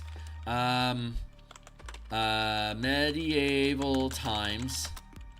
How many square miles of farm is needed for a population of 1,000 people? Let's see if AI can handle that answer.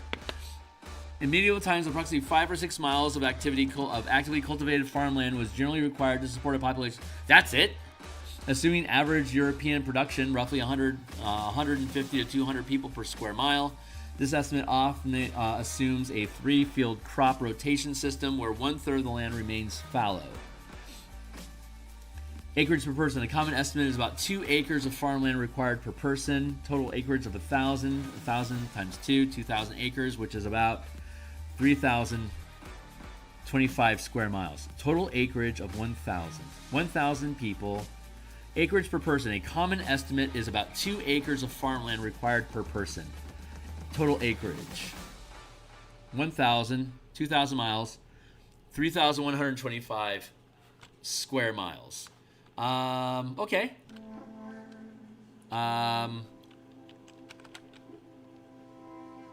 3,125 square miles.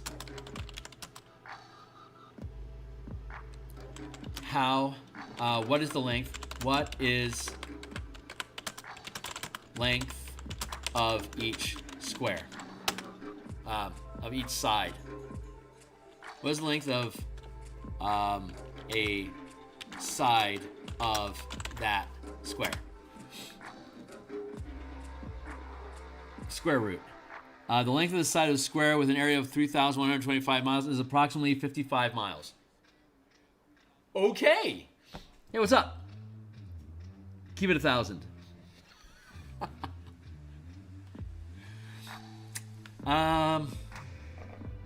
It's dark in space. That's why the sirens act like anglerfish. Oh, that's so fun. I love that. That's a neat idea. I don't need to understand the formula. So, a population of 1,000 needs 50 square miles. Holy shit! Can you see that? That completely locked in. That's awesome. Okay. This is probably unrealistic then to have it scale like this. But I find it ironic that we locked in so well like that. Jesus Christ, that was amazing. Okay, I'm just gonna take that as a sign that this is good enough. Good enough as is. Keep in mind, if we're okay, so we need 50 winter squares, so 50 squares per side. So this is actually accurate because it's oh no, it's not 50 per square size. That's just this.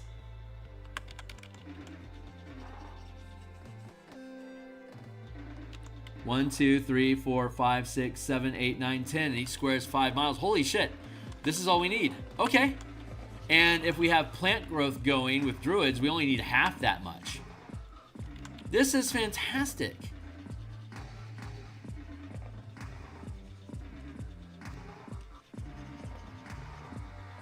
Okay. I'm ecstatic about this.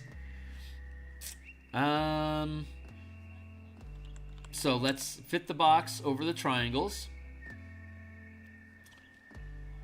That's going to be, let's shift it over to here inside of these triangles here. So that's going to be, these halves are 1. So you got 1, 2, 3, 4, 5, 6, 7, 8, 9, 10, 11, 12, 13, 14, 15. So we need 15 triangles. 1, 2, 3, 4, 5, 6, 7, 8, 9, 10, 11, 12, 13, 14, 15. Yeah, we need 15 triangles. So 1, 2, 3, 4, 5, 6, 7. We'll start on the equator. 1, 2, 3, 4, 5, 6, 7, 8, 9, 10, 11, 12, 13, 14, 15. Those are going to be the areas that are required for food stuff for up to 1,000 people. The D&D. Hey, Calvin and Hobbes. Great comic. I loved Calvin and Hobbes when I was growing up. I remember reading those fresh in the newspaper, I think when I want to say when I was 10. Why does my music keep stopping? I have like 40 tracks on this list, and it has shuffle, pitter patter.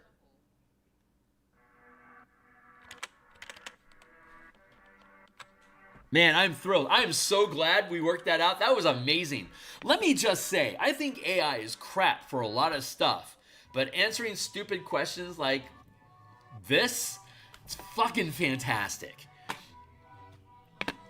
I really like how AI can convert math into casual language like that, and it'll show you its work along the way, but I really appreciate that aspect of it. I don't think everything about AI is evil. I am thrilled that they're trying to help use it to help find cancer, for instance. These are really how to build better structural integrity once they start understanding architecture really well. Blah, blah, blah, blah, blah. It's going to be amazing.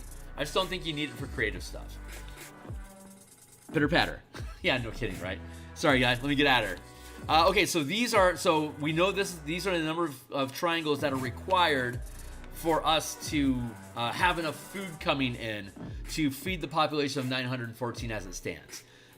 These 4 don't need to have anything specifically going on with them. I'm going to drop this like that. Let's look at our community again so that we can... I am so happy that worked out. That just absolutely sparked my joy.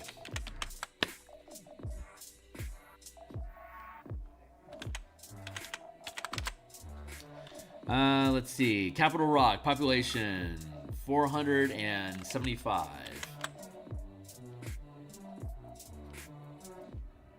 Damn it, I did it wrong. 4,175. So it's actually this block here, 70 miles, not 50 miles. So, yeah, 70 miles. So let me go find 70 square miles. That's going to be, sorry about that. That's just human error. 14 by 14. 1, 2. We'll get it right. We should still have space. 1, 2, 3, 4, 5, 6, 7, 8, 9, 10, 11, 12, 13, 14. Free transform. Dum, dum, dum, dum, dum, dum. There. Let's push this up here into the corner. Merge down. Copy, paste, free transform. Dunk, dunk, dunk, dunk, dunk, dunk, dunk, dunk. There. Merge this down.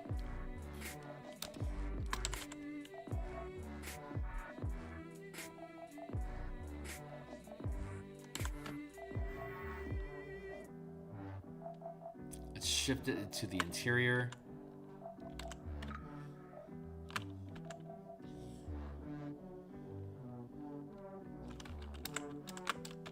Free transform.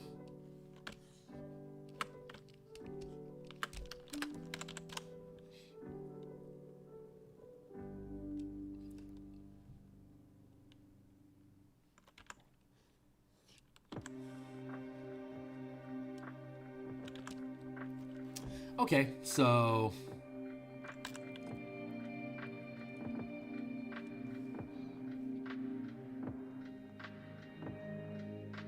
we'll round up like that.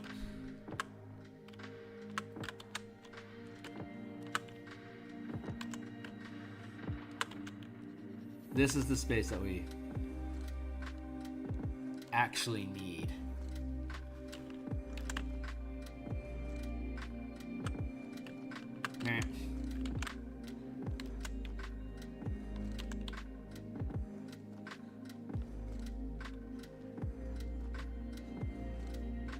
Yeah, we might be in a food crisis after all. Anyway.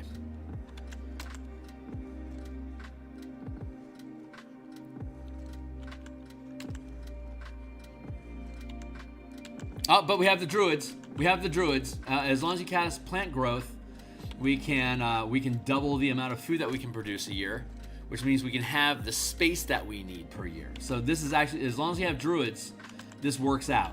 So awesome. That is good news. Let's drop that in.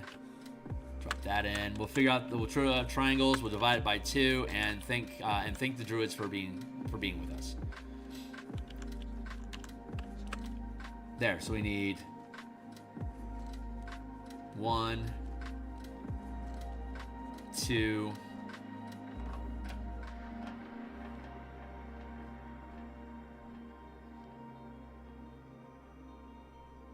And a half. Nope. 3,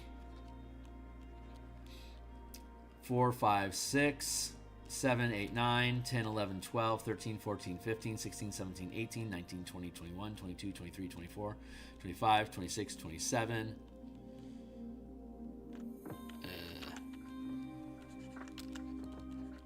26.5, 27, 28, 29, 30, 31 and a half.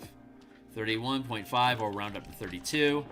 With Druid's help, that's going to be 18 triangles. So that is our true answer. We actually only need 18 triangles. I think we have enough, because it's a 20-sided die, so we have enough triangles. So all the triangles need to be used, except for, say, those 2. There, 18 triangles. That, nope. 32 divided by 2 is 16. Thank you. Oh, it's, yeah, there we go. That worked out. So 4 remain open. Perfect. Perfect. There we go. That's the amount of space that we need. We typically have, let's see, we have 18 triangles. That's going to be, I'm going to set it off into blocks now. Math straight, timeline is straight, everything is straight. We're doing good. It's I'm still not used to doing this, but the reason I do this, the reason I'm doing this repeatedly, is because I want to get it down so that I have a system in place, so that I can start actually like building like a to-do list, like in the appendix of the Bastion campaigns. If you like settlement builder, here's the steps that you can follow to make your settlement, and provide diagrams and all the little things and all the shits and blah blah blah. Yeah, so we're having plenty of practice. It should work out. So I'm going to do like one of these, and then I'm going to take the obvious areas, block those in, and then we're going to start making up stuff. So bear with me, folks. We're going to be doing this for a little bit. But this is this is for us to determine the amount of. First, we had to determine the amount of land needed to produce the food necessary for the level of population that we have. And now we can break up like how many, what size of population needs to be farming that amount of territory. So generally we work in 10-mile blocks, and depending on the size of the community, we'll work on the density. Thank you, Timely Timer.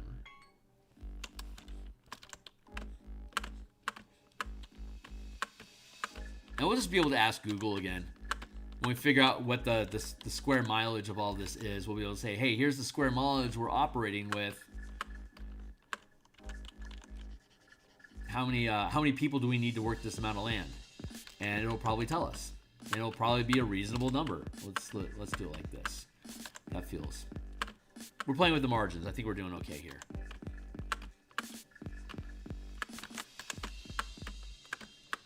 Just blocking these all in. And see, like there's this little pinch missing. I think that's probably okay. We'll add an extra square in at the end.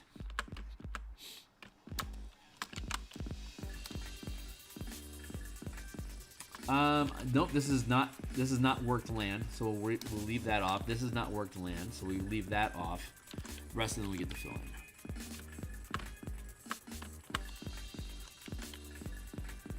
Yeah, this is working out.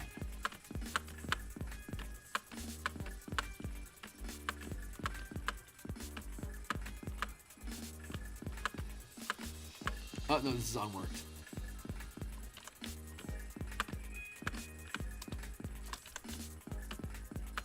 That counts as one. We got some 1, 2, 3. I'd say 6 equals 1. So 1, 2, 3, 4, 5, 6. 1, 2, 3, 4, 5, 6. 1, 2, 3, 4, 5, 6. So we need 2 more blocks.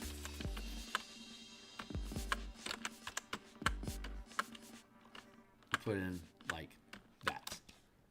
And now we can take those up there and bring them down. 1, 2, 3. Get rid of these.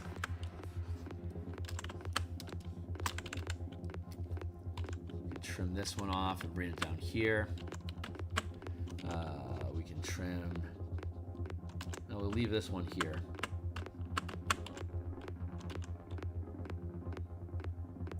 Now, yeah, we want to get rid of that one. That one, and bring it down here. And take this one and bring it over here. And then we take all of this. It's a little long.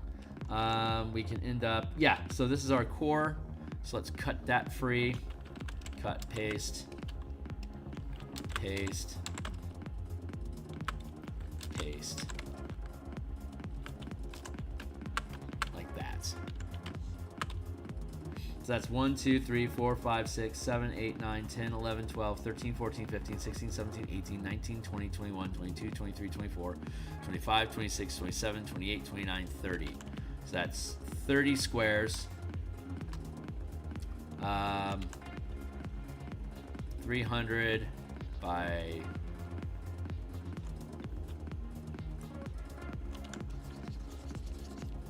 5, 10, 15, 20, 25, 30.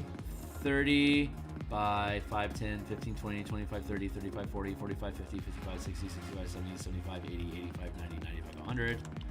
100 equals 3,000. We already looked at 3,125 miles, roughly 50 miles squares. So we have a population of, if I, in other maps, we would have a population of 25 per square that needed to be worked. So that'd be 100. This would be 200. This would be 300, 400, 500, 600, 750 people. So let's do this. Let's go ask Google again. Actually, let's reopen closed tab.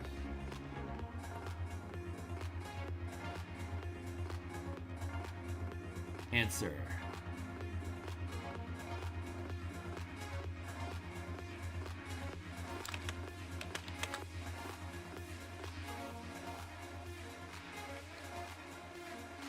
Huh.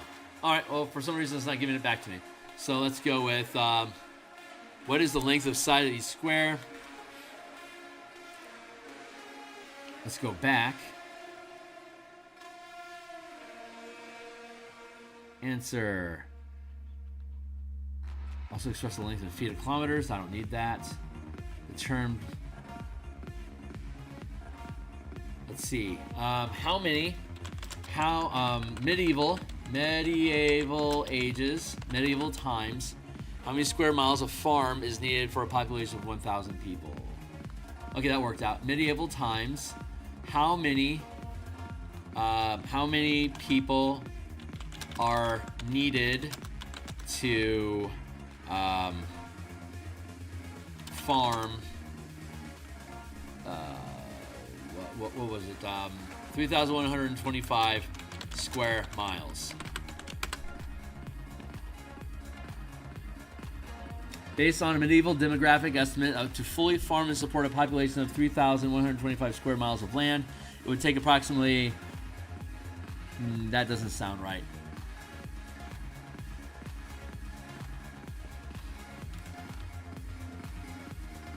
Population of 3,100... Oh, a population of land. No, that doesn't sound right.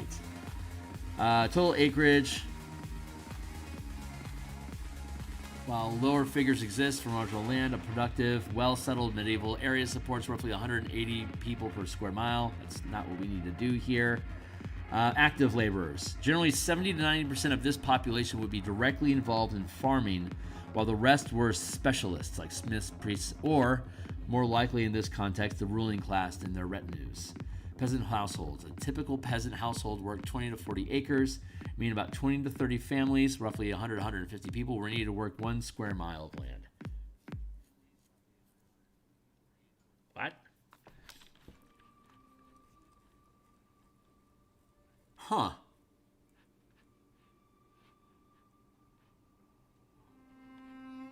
Per square mile. There's 50 square miles.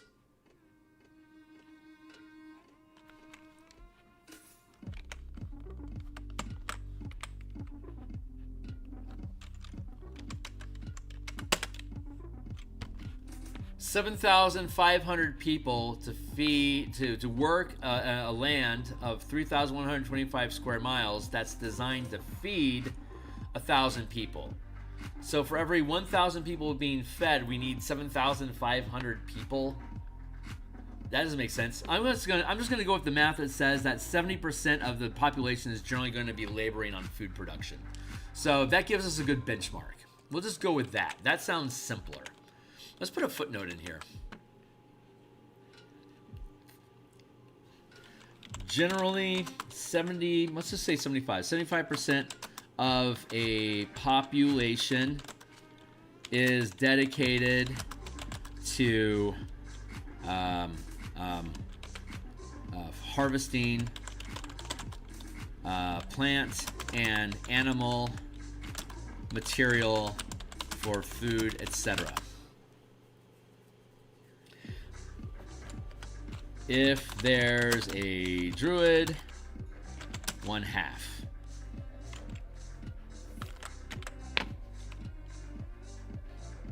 There we go. So, if half our population fits into 1, 2, 3, 1, 2, 3, 4, 5, 6, 7, 8, 9, 10. If half our population fits within 30 squares, our population is currently... Well, that's... Jesus, is this Capital Rock we've been talking about this whole time? Sure is. Capital Rock, 30% of 4175 is probably going to be like around 1,300. 4175 times 37.5.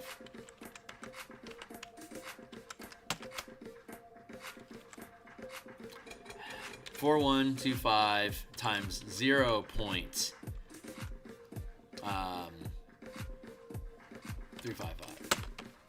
1,464 people. Okay, that feels about right. I was right, around 1,500 people. So let's go back to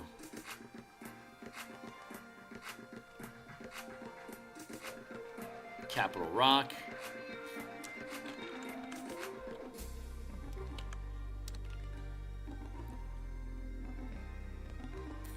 One, two, three, four.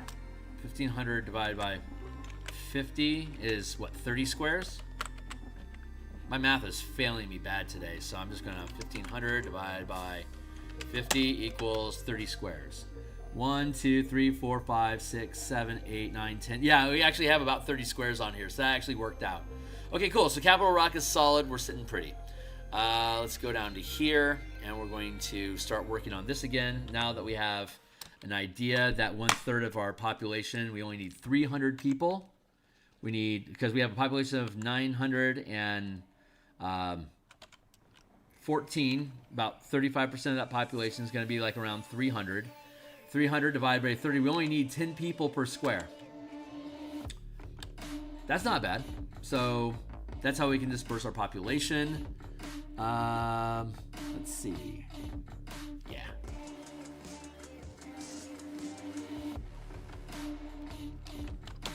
I can get rid of all that. I can get rid of all of that. I can get rid of all of that.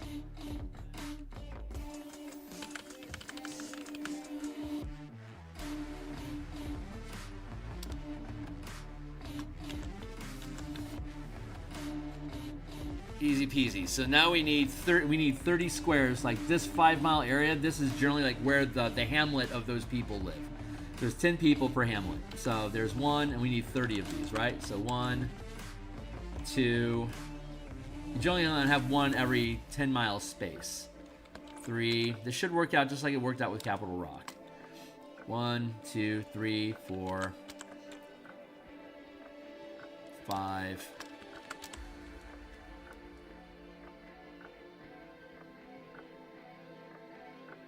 6, 7, 8, 9, 10,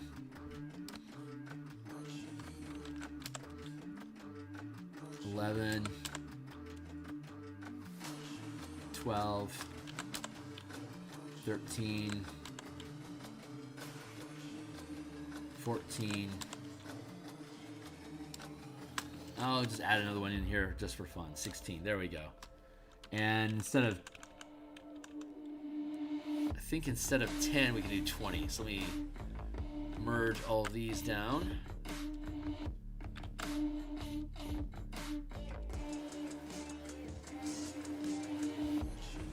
So we only have, what, 1, 2, 3, 4, 5, 6, 7, 8, 9, 10, 11, 12, 13, 14, 15, 16.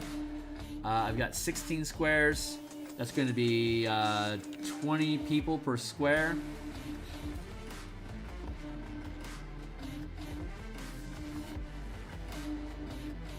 From 25.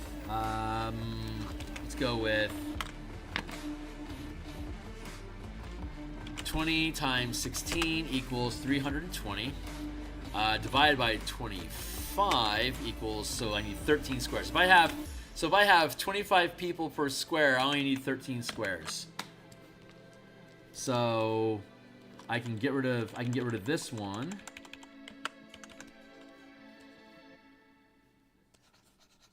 One, 2, 3, 4, 5, 6, 7, 8, 9, 10, 11, 12, 13.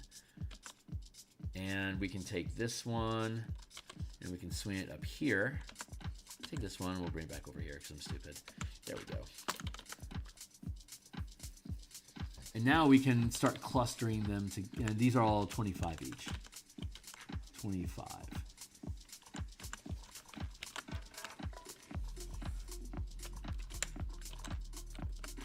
Two, 3, 4, 5,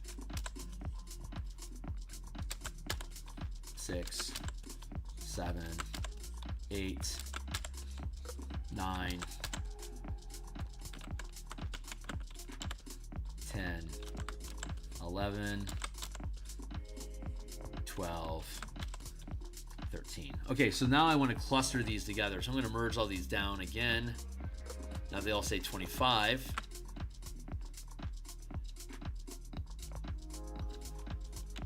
$325 farming.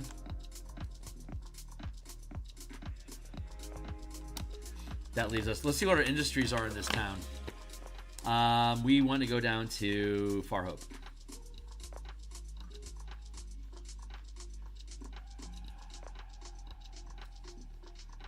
It is into sheep pastures and wood forests.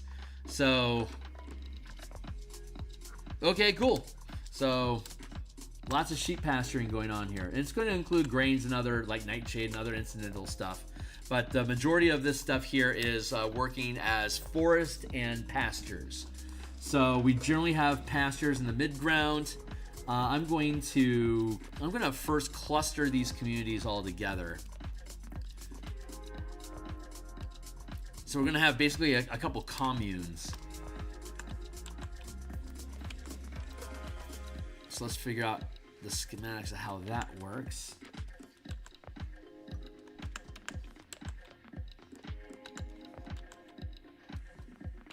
Here, so that's going to basically control a space like this. Nope.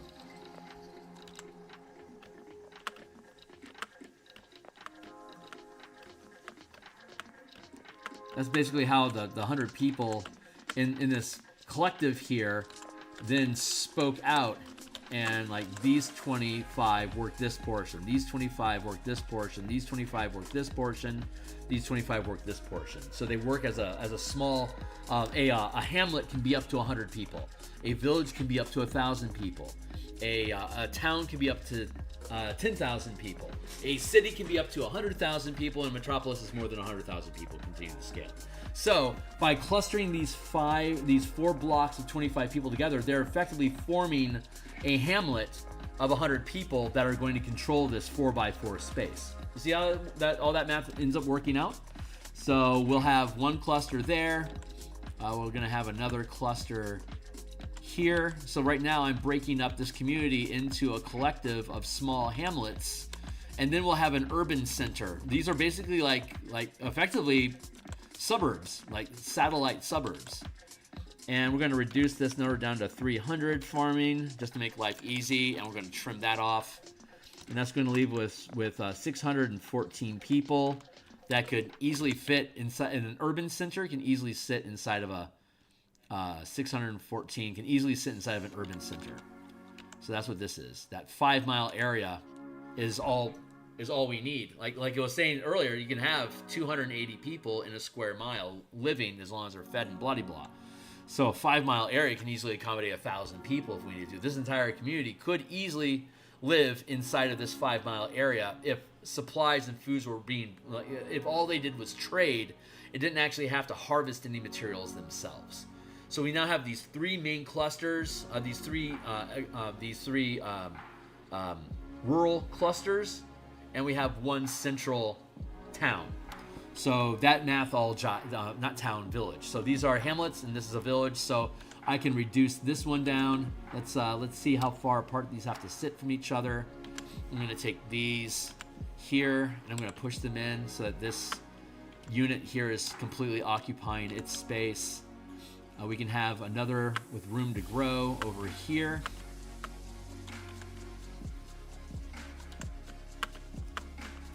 This will be important for the kaiju because we want to have scattered communities. So like if kaiju come down and they attack here, that's going to damage our food production because that is actively worked land currently. Even though this is the only population center, I'm going to put a population center squarely in its own square, like inside of a triangle. Because when kaiju attack, we roll a d20. 1, 2, 3, 4, 5, blah, blah, blah, blah, blah, blah, 20. Actually, 1 is the urban center. So it'd be like 1, 2, 3, 4, 5, 6, 7, 8, 9, 10, 11, 12, 13, 14, 15, 16, 17, 18, 19, 20. So if I roll a natural 1, the kaiju attacks the triangle that our urban center is inside of. So this is on the 20-sided die.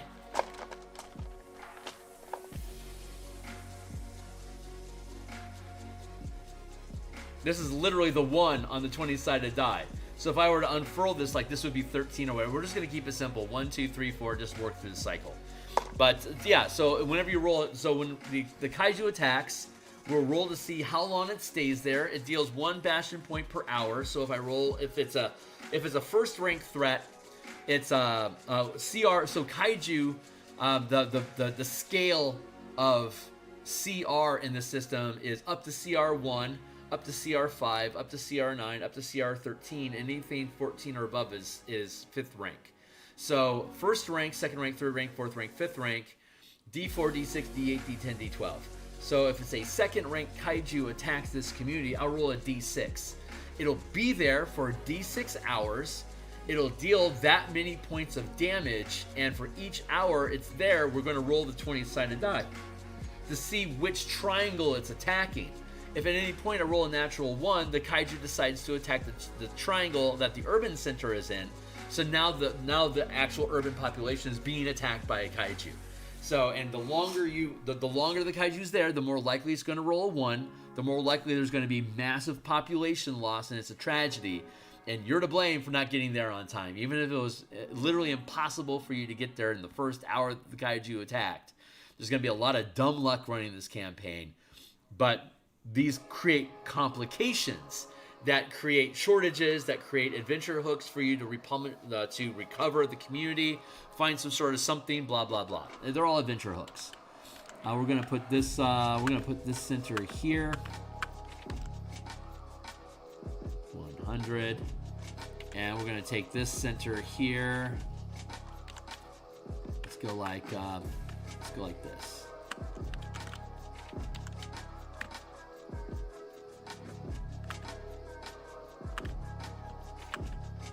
That-ish.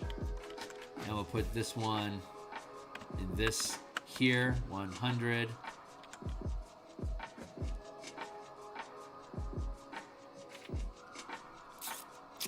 I should probably scoot this one over. I'm gonna scoot it over to here. Perfect. And then we'll put the urban center here. U.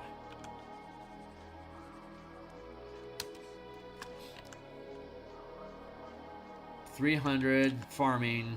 So we'll go with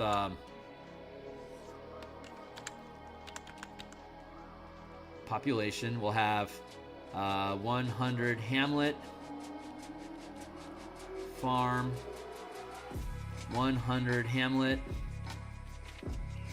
farm, 100 hamlet, farm, urban center. I think we're going to have 100 people doing lumberjack stuff. So 100 people forest, harvest,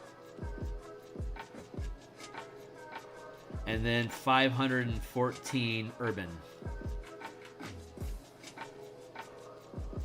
center. So we can take the urban center and like maybe put it there. We're gonna want some forest stuff going on, so that'll probably be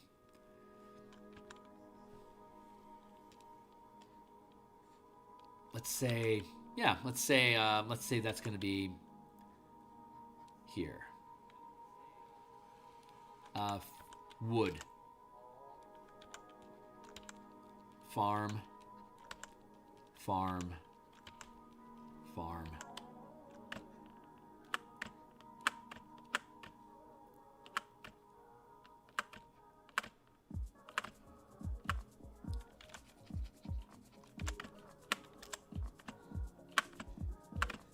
Let's do it like that. 1, 2, 3, 4, 5, 6, 7, 8, 9, 10. 1, 2, 3, 4. 1, 2, 3, 4, 8, 16. 1, 2, 3, 4, 5, 6, 7, 8, 9, 10. 11, 12, 13, 14, 15, 16.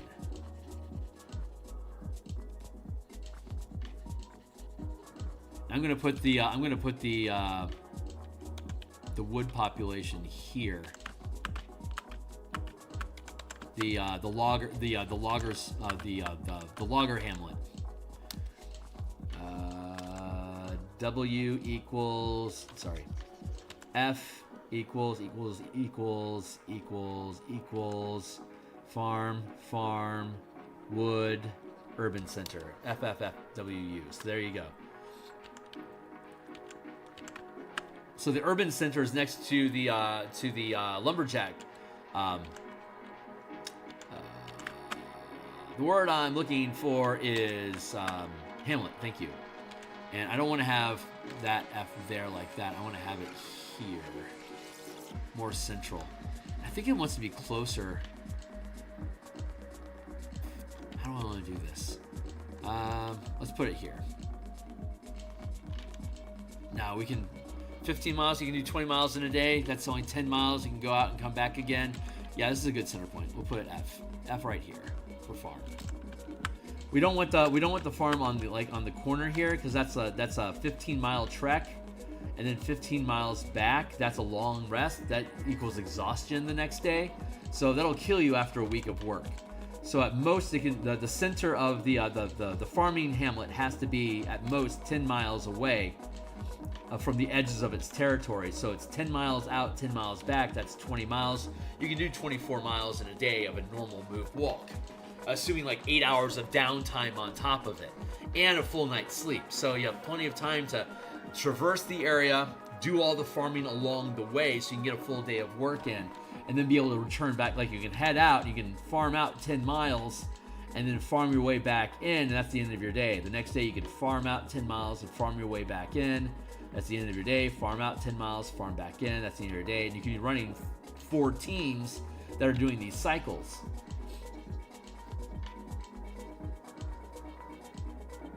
That's the idea. So that's how we built this out. So we have these squares here. So now what we want to do is we want to drop these down. This starts creating the topography that we need. So I'm going to take this up to full again. I'm going to cut this out. Cut, paste. Drop this down.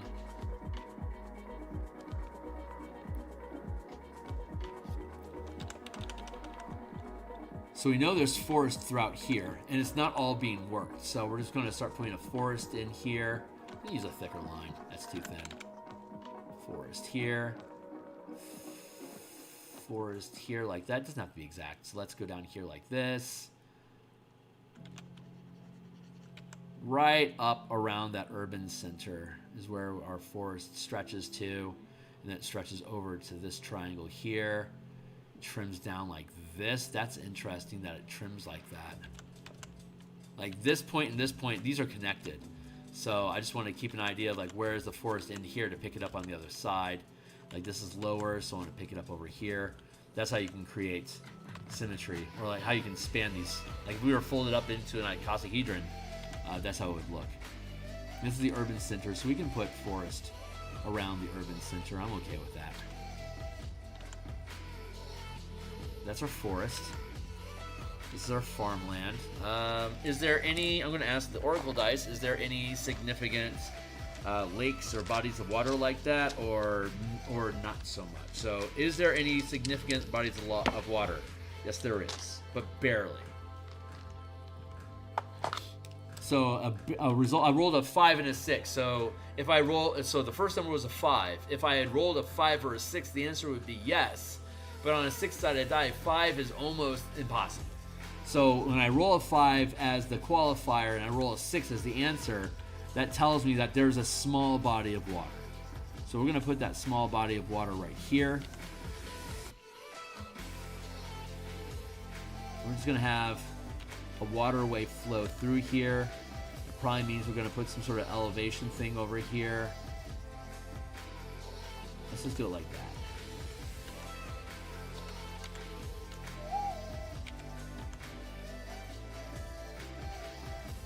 We'll give it the little marks of elevation there to show that it's a hill.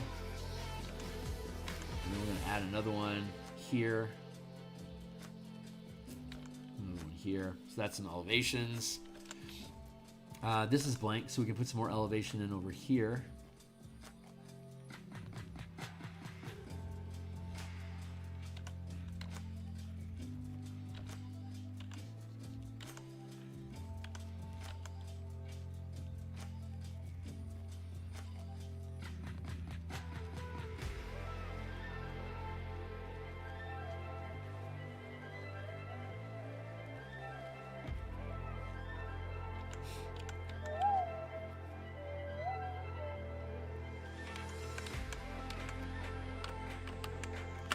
I'm going to get rid of these lines. I'm going to switch to a blue. Some random BS blue. I don't care if it's good or not.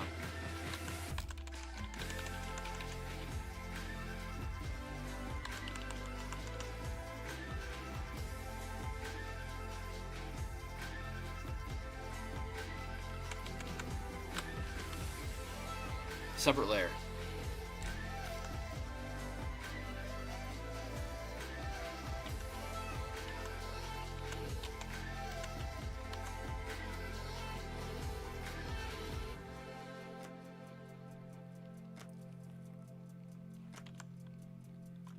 So here's some water flow that happens. Let's put like another little water bed over here.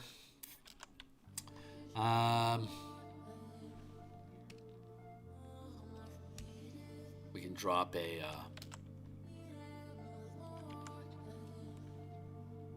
Actually, that kind of makes sense.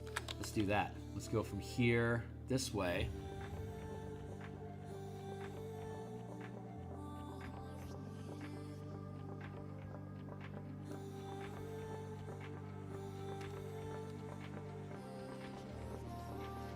Pass it through. Here.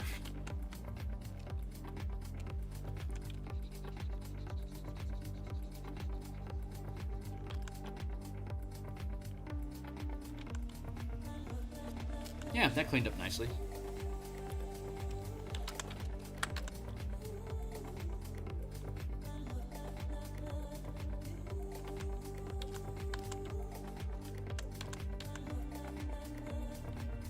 There'll be a little bit of fishing, but not significant. Maybe we want to have this drain into here like that.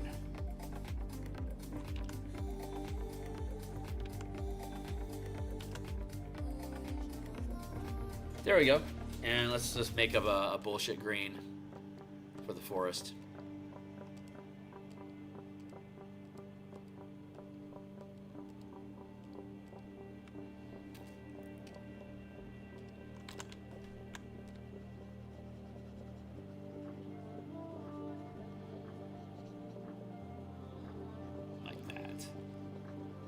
There we go.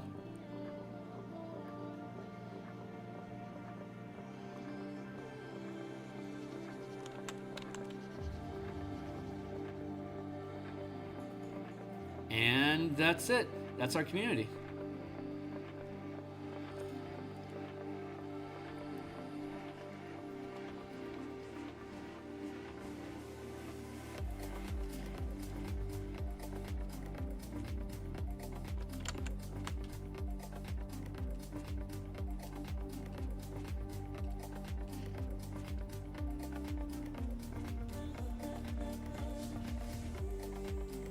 That shows us a population. So a lot of sheep farming going on, sheep herding going along here. We got forestry stuff going on here. Our urban center is here, and we have some decent little ponds going on. Otherwise, this is all pasture and fields. So pasture, fields, some water, some hills, a forest, and that accounts for all of the resources in this place. So Far Hope, it has sheep pastures and wood forest. That's its major bits going on. A unique bastion, Berry Glen, is the seat of government and oversees the settlement. It has a sanctum, a spy network, a meditation chamber, a sacristy. It's maintaining a trade route to Capital Rock for the resources that it needs beyond what this facility of this rock is able to provide, and it's maintaining a comfortable lifestyle for itself, which is 3rd rank as well. So, very nice, good for it. Citadel, Farkeep. So our urban center, we're going to have Berry Glen. So let's put a 1 here. Wrong color.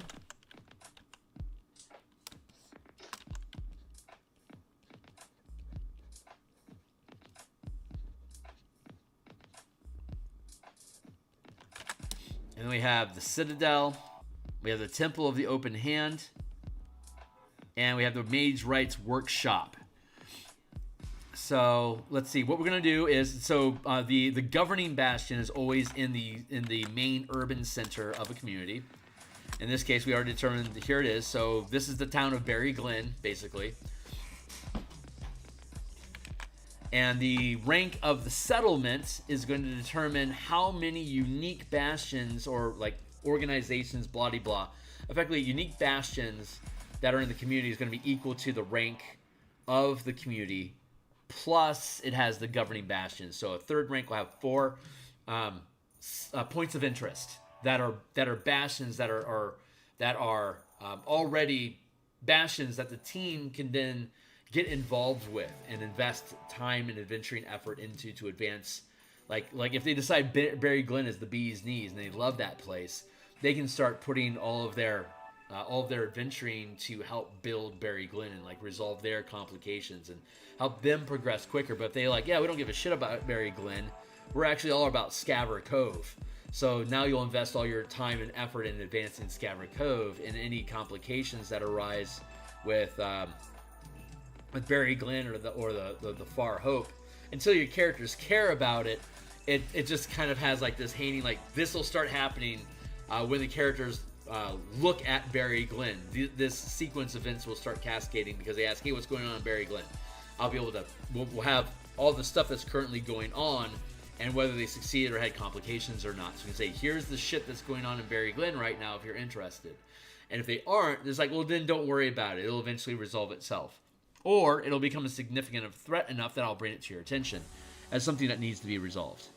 Yeah, material. There's plant material, animal material, and plant, animal, animal, mineral, plant, AMP, animal, mineral, plant. Those are the 3 types of materials that exist. So you can use animals and plants for food.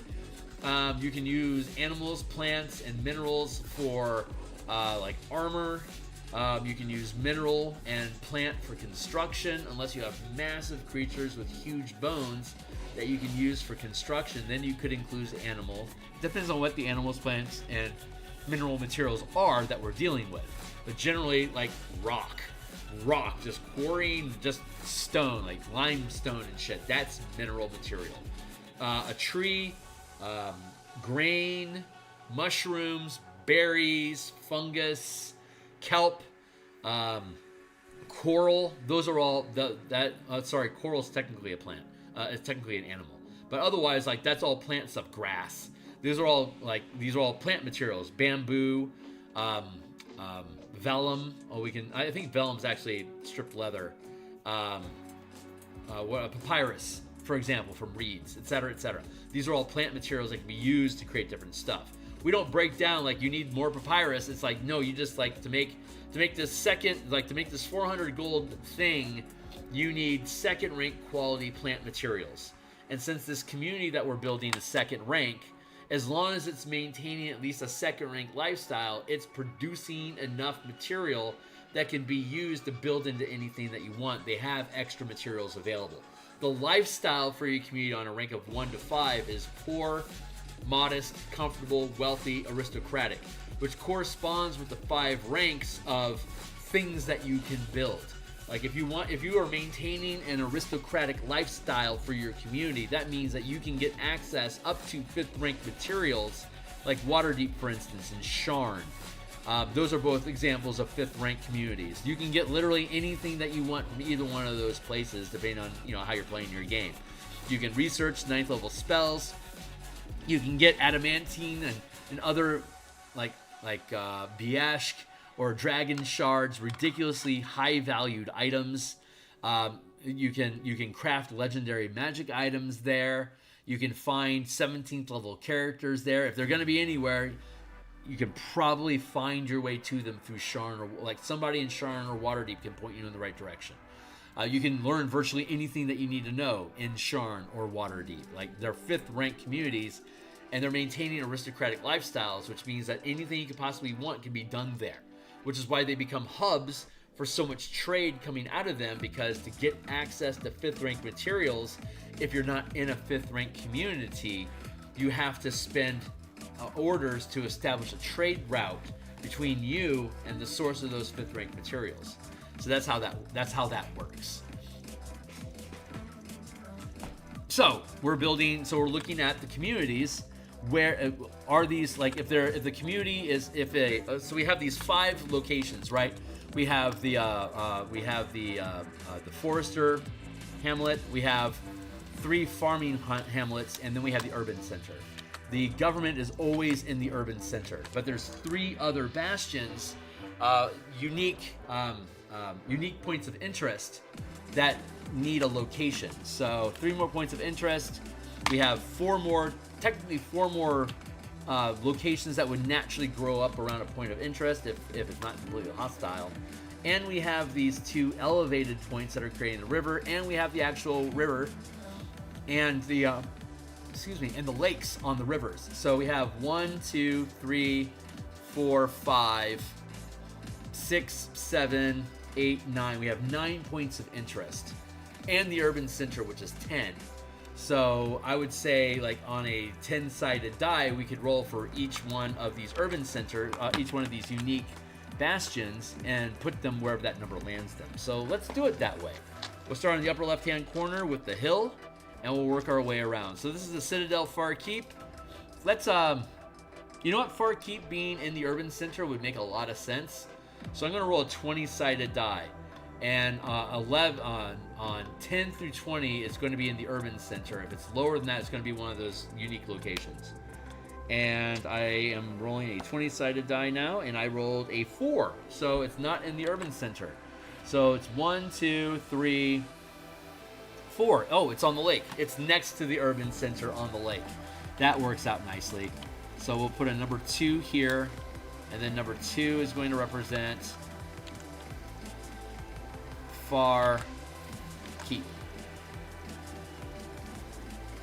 So Berry Glen and Far Keep are technically adjacent to each other at the urban center that's on the water line of this lake, and Far Keep is on the lake. It's probably a space dock of some sort, a fortified space dock. There you go. And then the urban center is, you know, commerce and shit that works with the docks that are here, and the ferry boats go up and down the river here and through the woods along here, along the river here, to be able to gather materials from the farms that are cultivating and harvesting plant material, animals, because it's mostly sheep herding and like tater farms.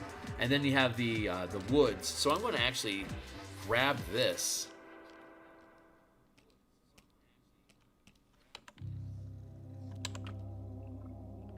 And I'm going to bring those lumberjacks down along the water line. That's a natural place to do, you know, milling.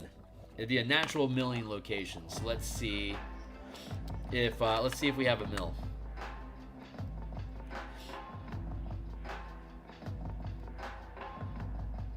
Far Hope. Guild Hall, second rank, which means it can and workshop second rank and storehouse second rank. These are all good things. The greenhouse is currently damaged from a prior kaiju attack. Greenhouses and gardens represent farmland in general. Workshops and guild halls represent foresting and mining operations, so like strip mining or like salt mining, rock quarries. Guild halls and workshops and storehouses. Storehouses represent holding materials. Greenhouses and gardens is farming. Guild halls and workshops is forestry and mining and rock quarry operations. So that's how you divide those things up. So the community, Far Hope in general, has greenhouses and guild halls and workshops. They have plenty of stuff for wood harvesting, storehouses and greenhouses and gardens.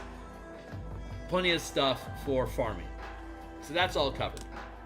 We now know that Berry Glen is in the urban center. Far Keep is right next to the urban center. We have the Temple of the Open Hand, and we have Mage Right's Workshop.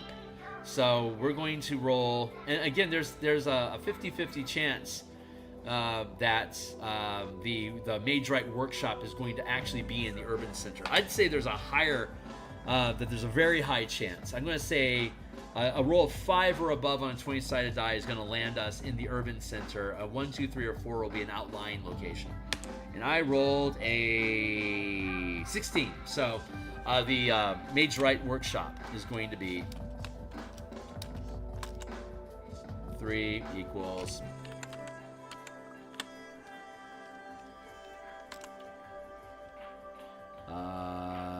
Mage Right Workshop. And these are all under the urban center, so I'm going to shift these over to be in the urban center. And now we have one thing left, which is the Temple of the Open Hand, which sounds like it would be in a remote location. So I'm going to go back to that D10, and if I roll a 1, it'll be in the urban center. Otherwise, it'll be in a more remote location. So let's go ahead and roll our D10. I rolled a 10. So if I start here, I go 1, 2, 3, 4, 5, 6, 7, 8, 9, 10. I end up back here. Technically, actually, it's going to be over here. 3 on the far side of the lake. Actually, let's put it here. 3.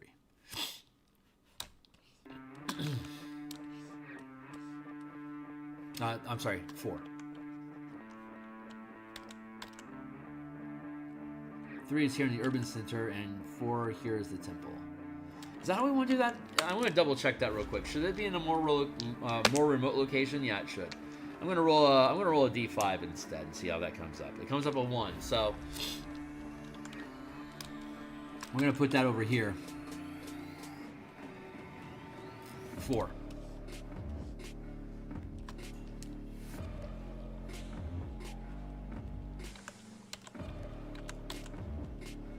Temple of the Open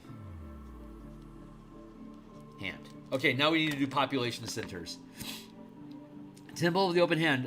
A first rank facility. That's a lifestyle. That's a barracks. Let's move the lifestyle out of the barracks.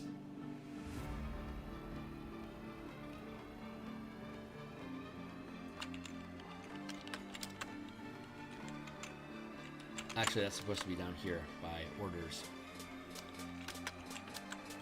Lifestyle, pocket, there we go. Okay, a first rank armory. A first rank facility requires 1 hireling. A second rank facility requires 2 hirelings. In this case, they have 28 fighting monks on top of the normal barrack, the two minimums. So we're gonna have 2, 4, 6, 8, 9 plus 29. That's gonna be 37. Population 37.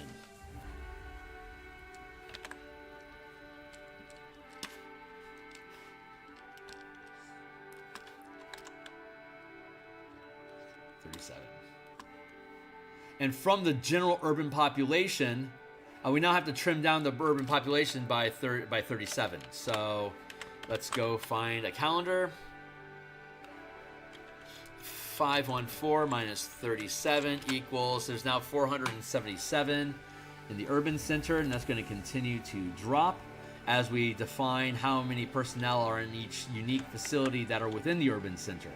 So they're part of it, but separate. The urban center is just like homes and shops, bakeries, smithies, blah, blah, blah.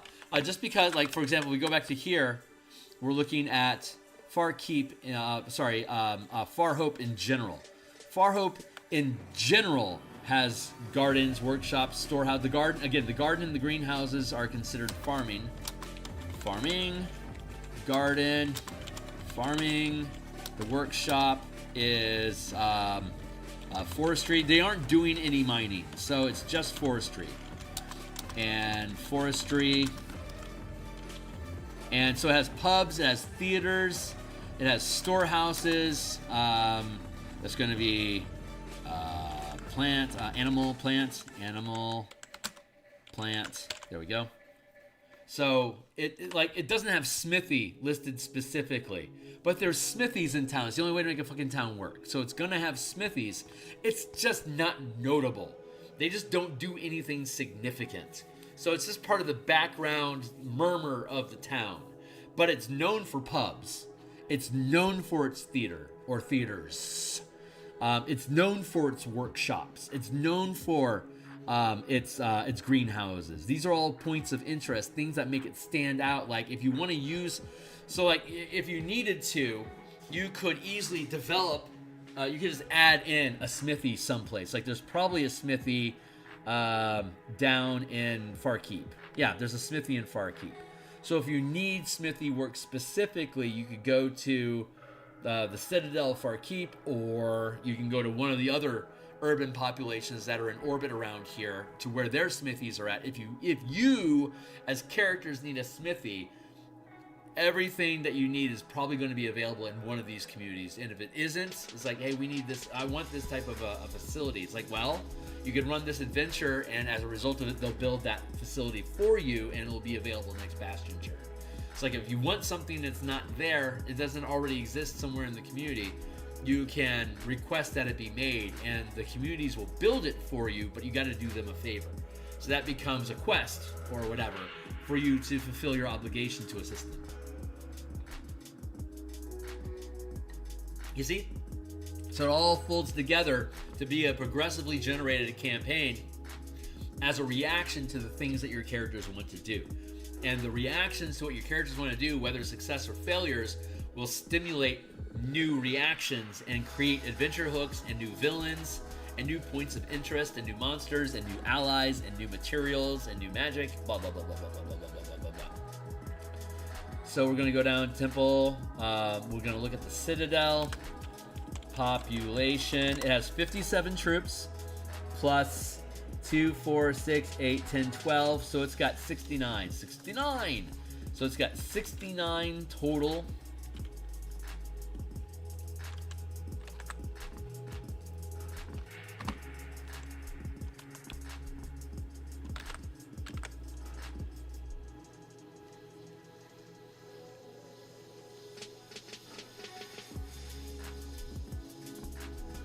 $69, so that's going to leave us with 408 over here for the urban center. Let's look at Barry Glen. Oops, all my shit disappeared.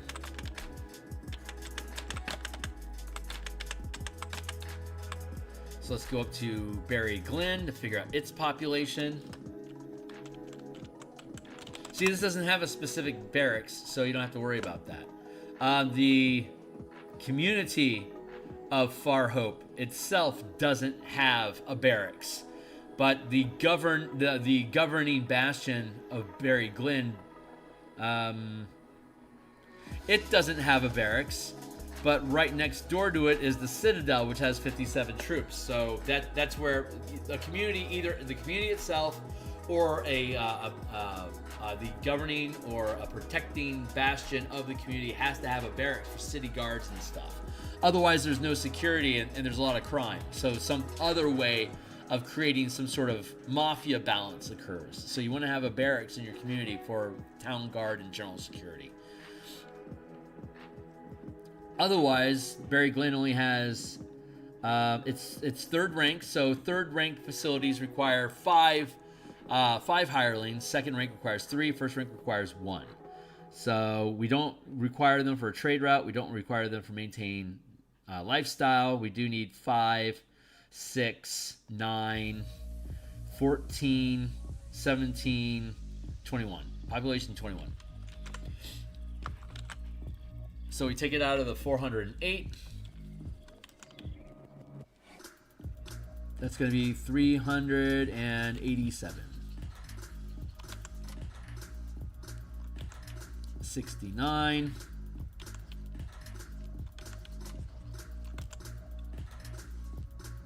21, 69. Let's make that circle a little bit smaller. And now we have Mage Rights Factory, or Mage Rights Workshop. Thank you. So the Mage Rights Workshop, the number of population and population is it doesn't have a barracks, so we don't have to worry about that. Second rank and third rank, second rank only. So it's 3, 6, 9, 12. Population is 12. And that is it. I'm not going to work on Scourer Code today.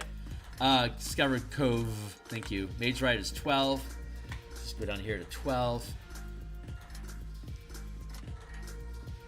And I'm going to trim 12 off of here. So that's going to be 375.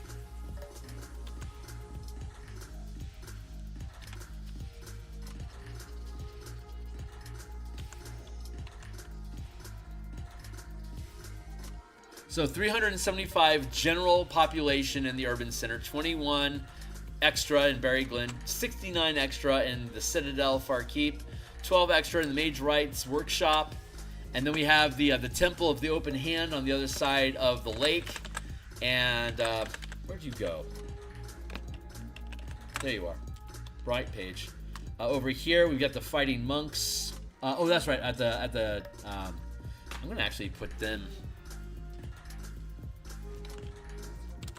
on the peak of this hill there. That's where the Temple of the Open Hand is at. And these are Open Hand monks. They teach the Open Hand subclass. So this is a monk bastion. So they've got their 21 on top of that mountain there, and then Mage right over here has 12. Each of these farming centers have 100. The wood, the lumberjacks, they have 100. that's our population breakdown. There you go. And that completes our fifth community. So I'm going to go ahead and fold that one up. The next one we're going to work on is going to be Scaver Cove. I don't want to work on that one today. I'm going to work on that one. I think I'm going to work on that one Monday. And after we finish Scaver's Cove, by this time next week, we'll continue working on Kaiju and Mecha.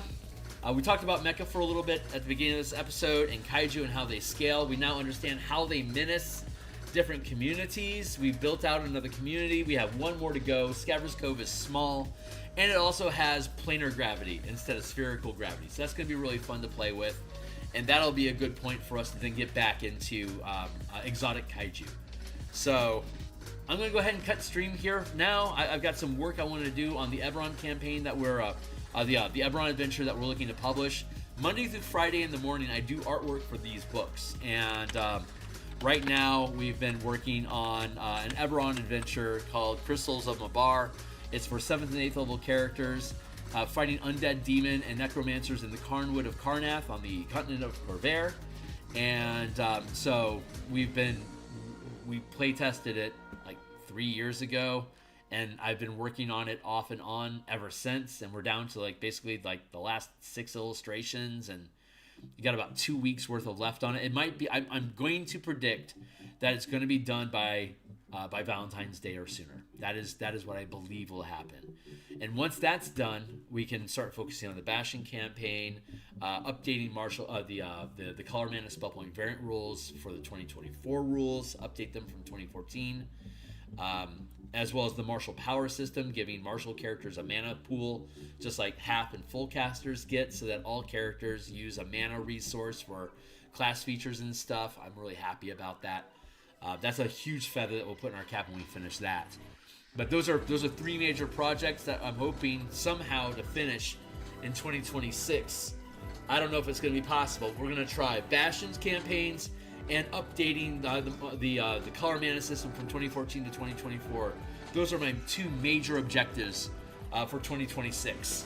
I don't know if we'll be able to do it. I'm sure we'll get at least the Bastion campaign done this year. We'll see how far into the color mana system we get. If we end up finishing it in 2027, I'm okay with that, because that's when we'll be publishing the Martial Powers book as well. So that'll all come out together. And then from there, I don't know what we're going to do. But we got about 2 years worth of game design and artwork that we want to do here on stream. I've already been doing this stuff for 4 years. I don't plan on going anywhere anytime soon. So if you thought this stuff was cool and you want to see more of it, be welcome to like, subscribe, hit the bell icon for notifications. I'll be back tomorrow morning, continuing with artwork for the Eberron book. And thanks a lot for everybody that hung out and stuck around today. And I'm looking forward to bringing more stuff into the equation and having more fun with you guys. So yeah, that's it. I'm going to bounce out of here. See you guys in the morning. Bye.